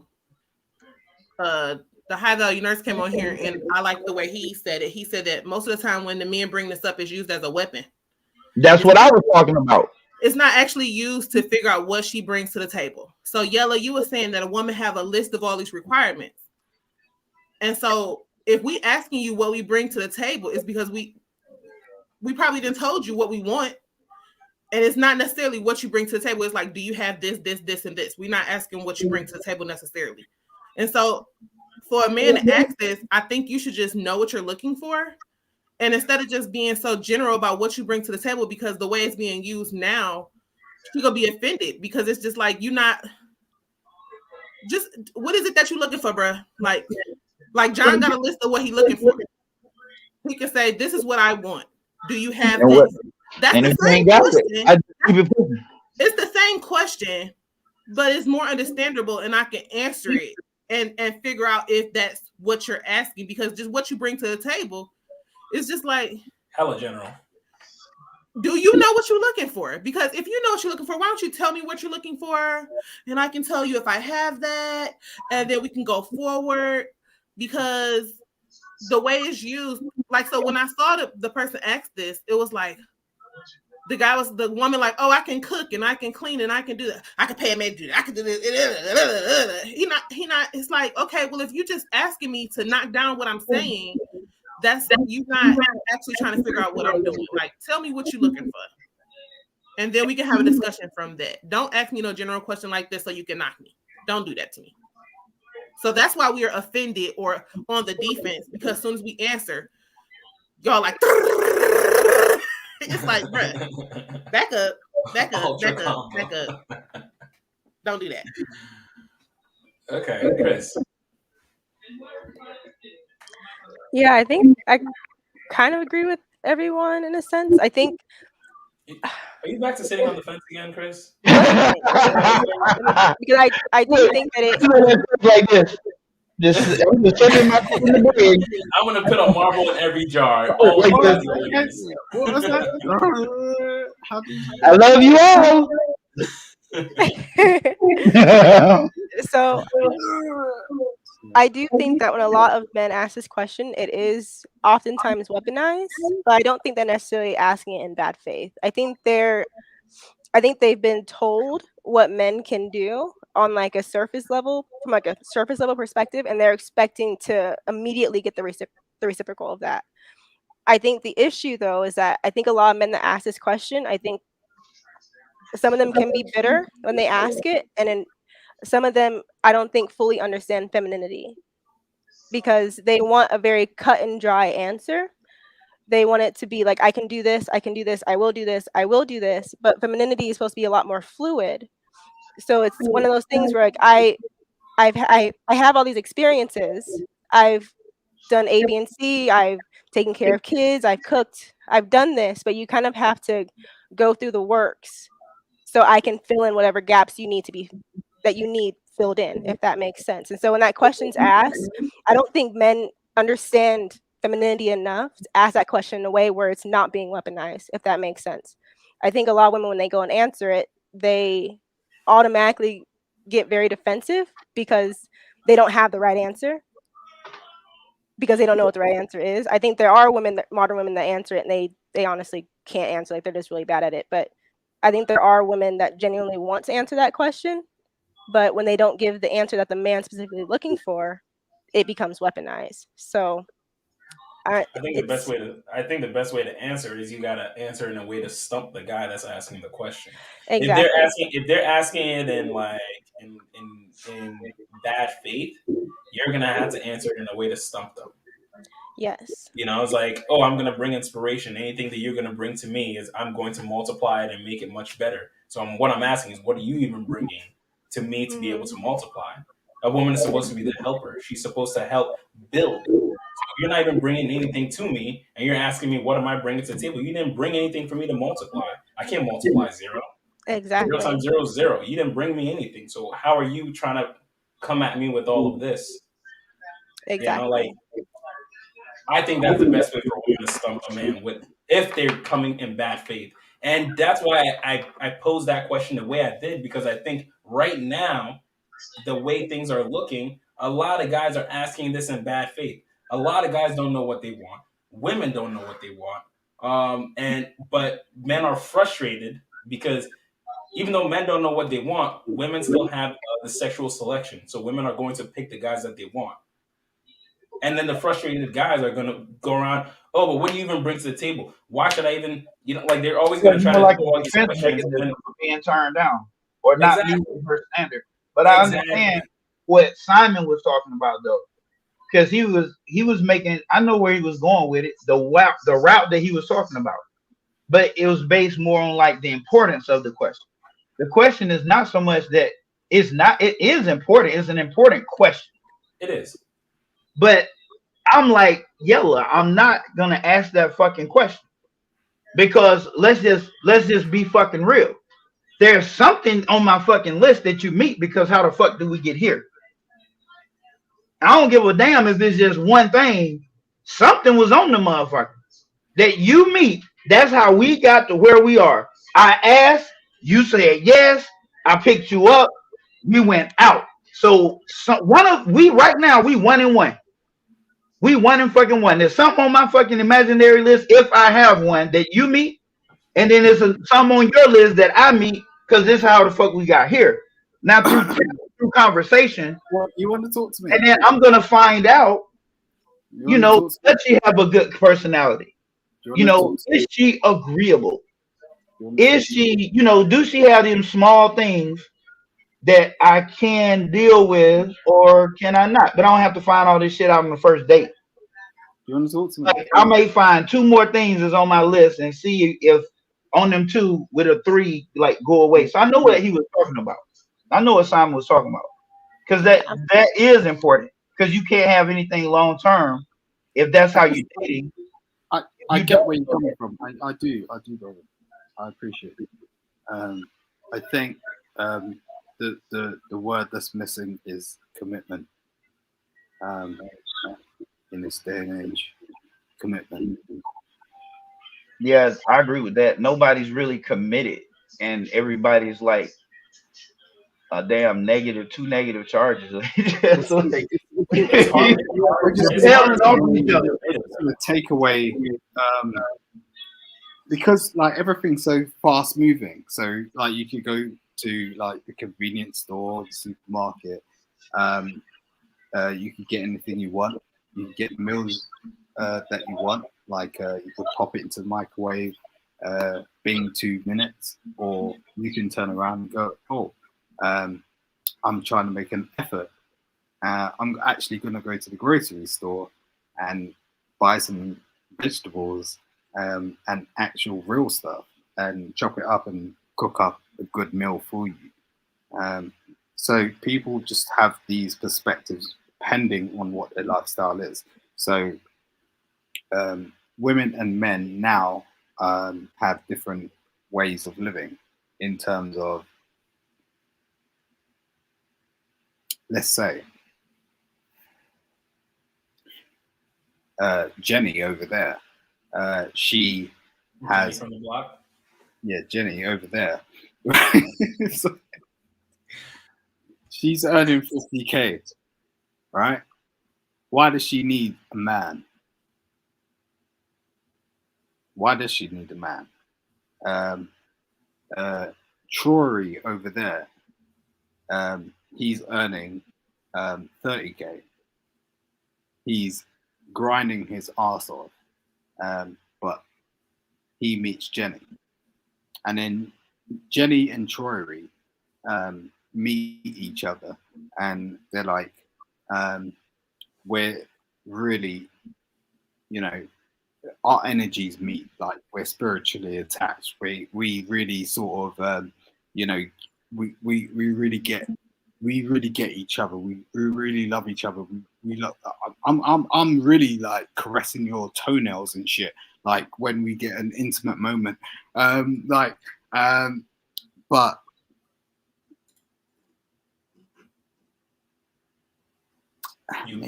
maybe just maybe over the grass green, there's something better for me. I'm listening to stuff. I'm sort of I hear this stuff on the internet. I'm listening to stuff, and I need a high value man. Can you be a high value man? How long is that going to take? Is it going to take 4 years? Is it going to take 5 years? Am I gonna be in tune? I'm moving with you like this year. This year, You're losing me. What are you talking about? Nothing. Jimmy, internet subject. No. This is the last question of the panel. That's why I was letting everyone get out their piece. Mm-hmm. Oh, okay. I guess you were done. Well, if you want me to be. No, not at all. You're not. I was just wondering where the road was going, because I was getting lost. The where I was going with that is just people have a perception of stuff, and people are in certain situations. So the thing is a lot of people are in tune with in this sphere that you need to sort of aim for a specific thing. So that's where I was going with it, basically. You need to aim for a specific thing. So when you're stepping into a relationship, you need to aim for a specific thing. Step into marriage. Yeah. So from the inkling. So when you sort of start dating, most people in this day and age will come in with an asset mind state. So they will. What do you mean by that? An asset mind state is what do you have? What can you give to me? Okay. What can you bring to the table? But naturally, though, aren't we all looking for something out of someone?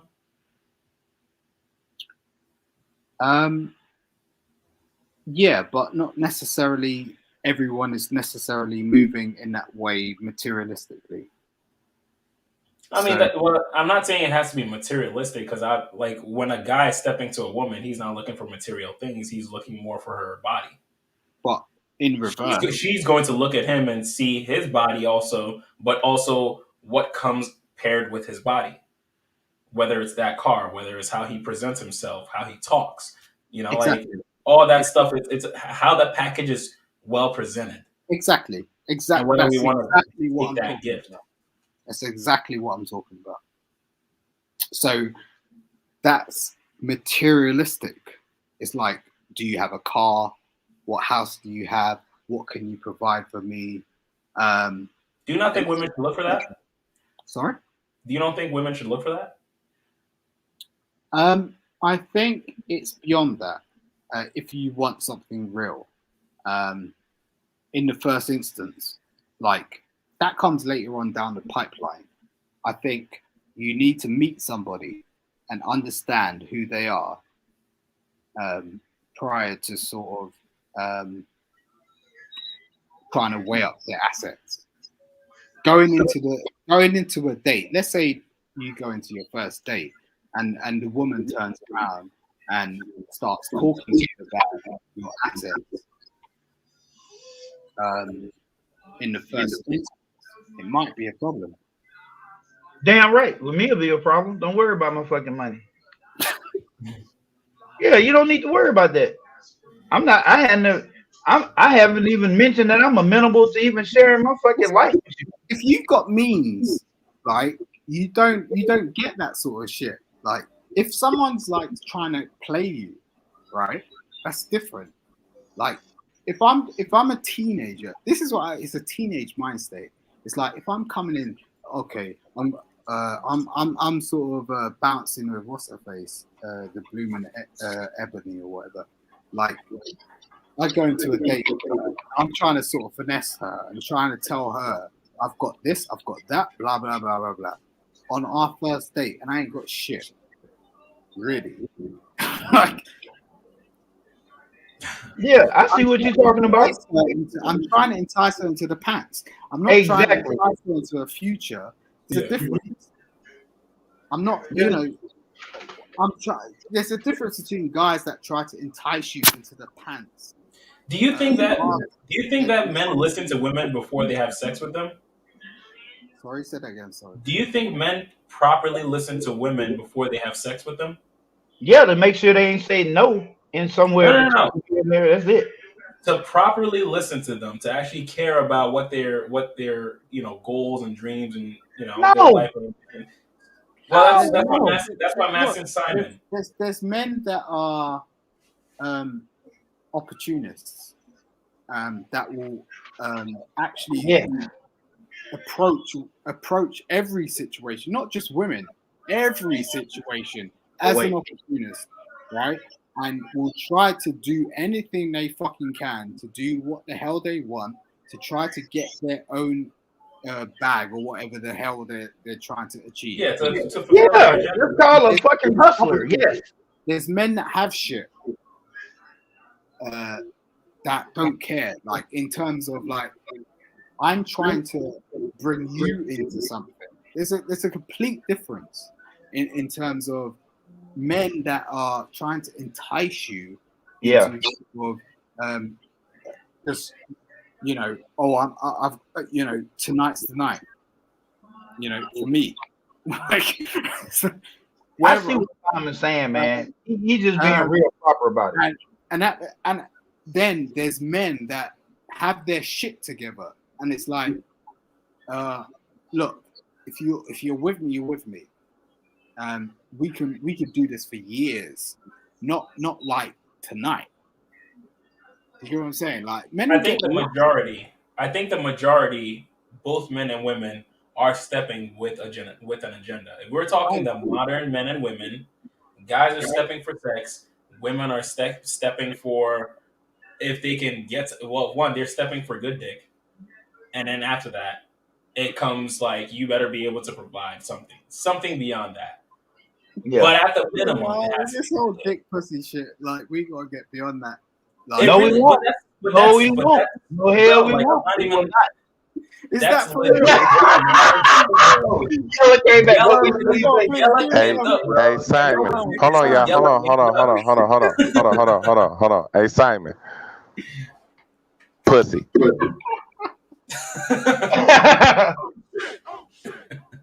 I'm listening, Yellow. I'm listening.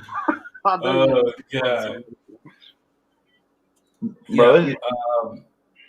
Yeah, I guess really, guys, that's about it for tonight. We ran the show over the usual amount, but this was just a good conversation, honestly.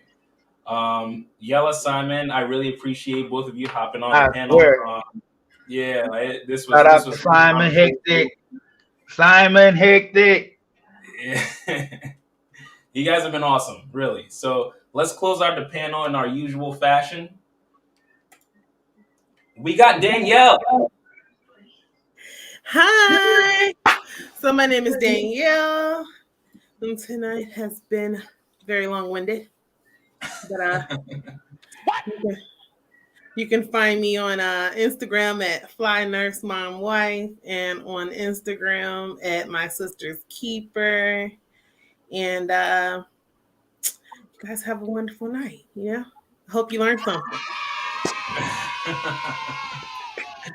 We got Chris.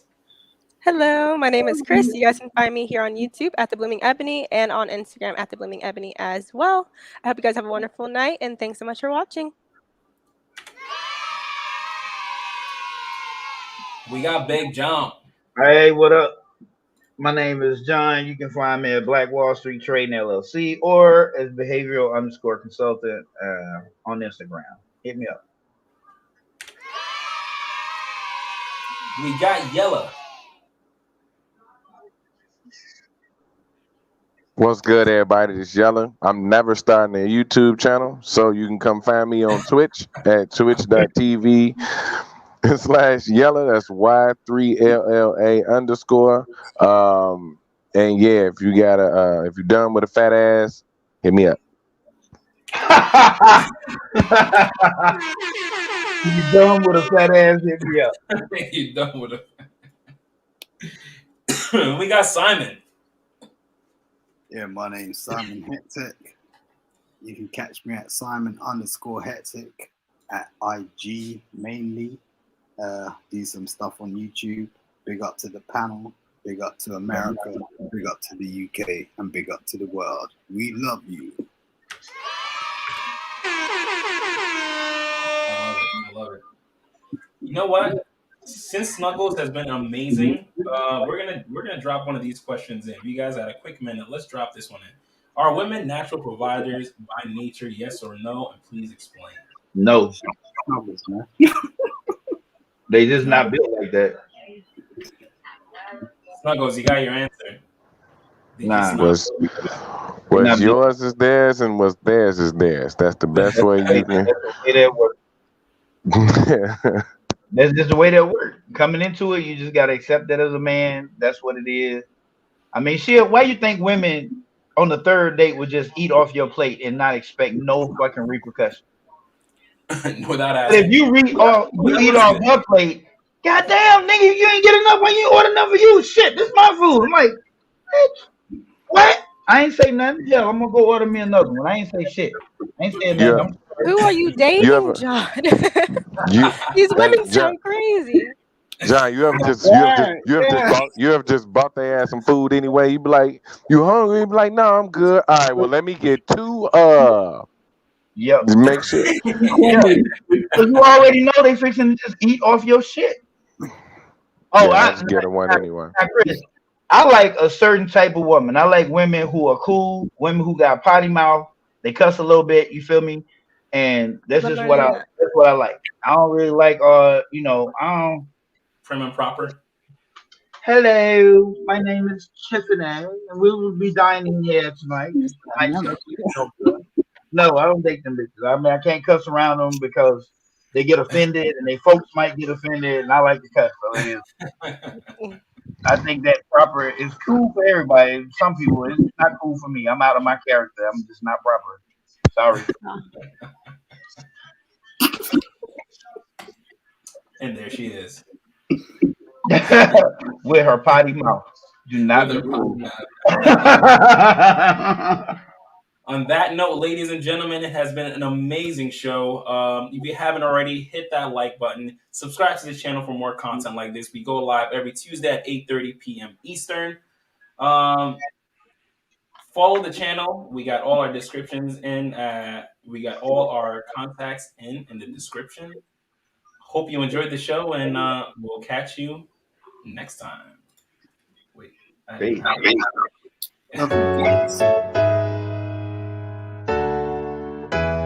if we're doing everything right, I think we should be vetting our wives, like go to their parents, go to their fathers. They know they shouldn't have let me start speaking my mind in the booth. Start speaking the truth.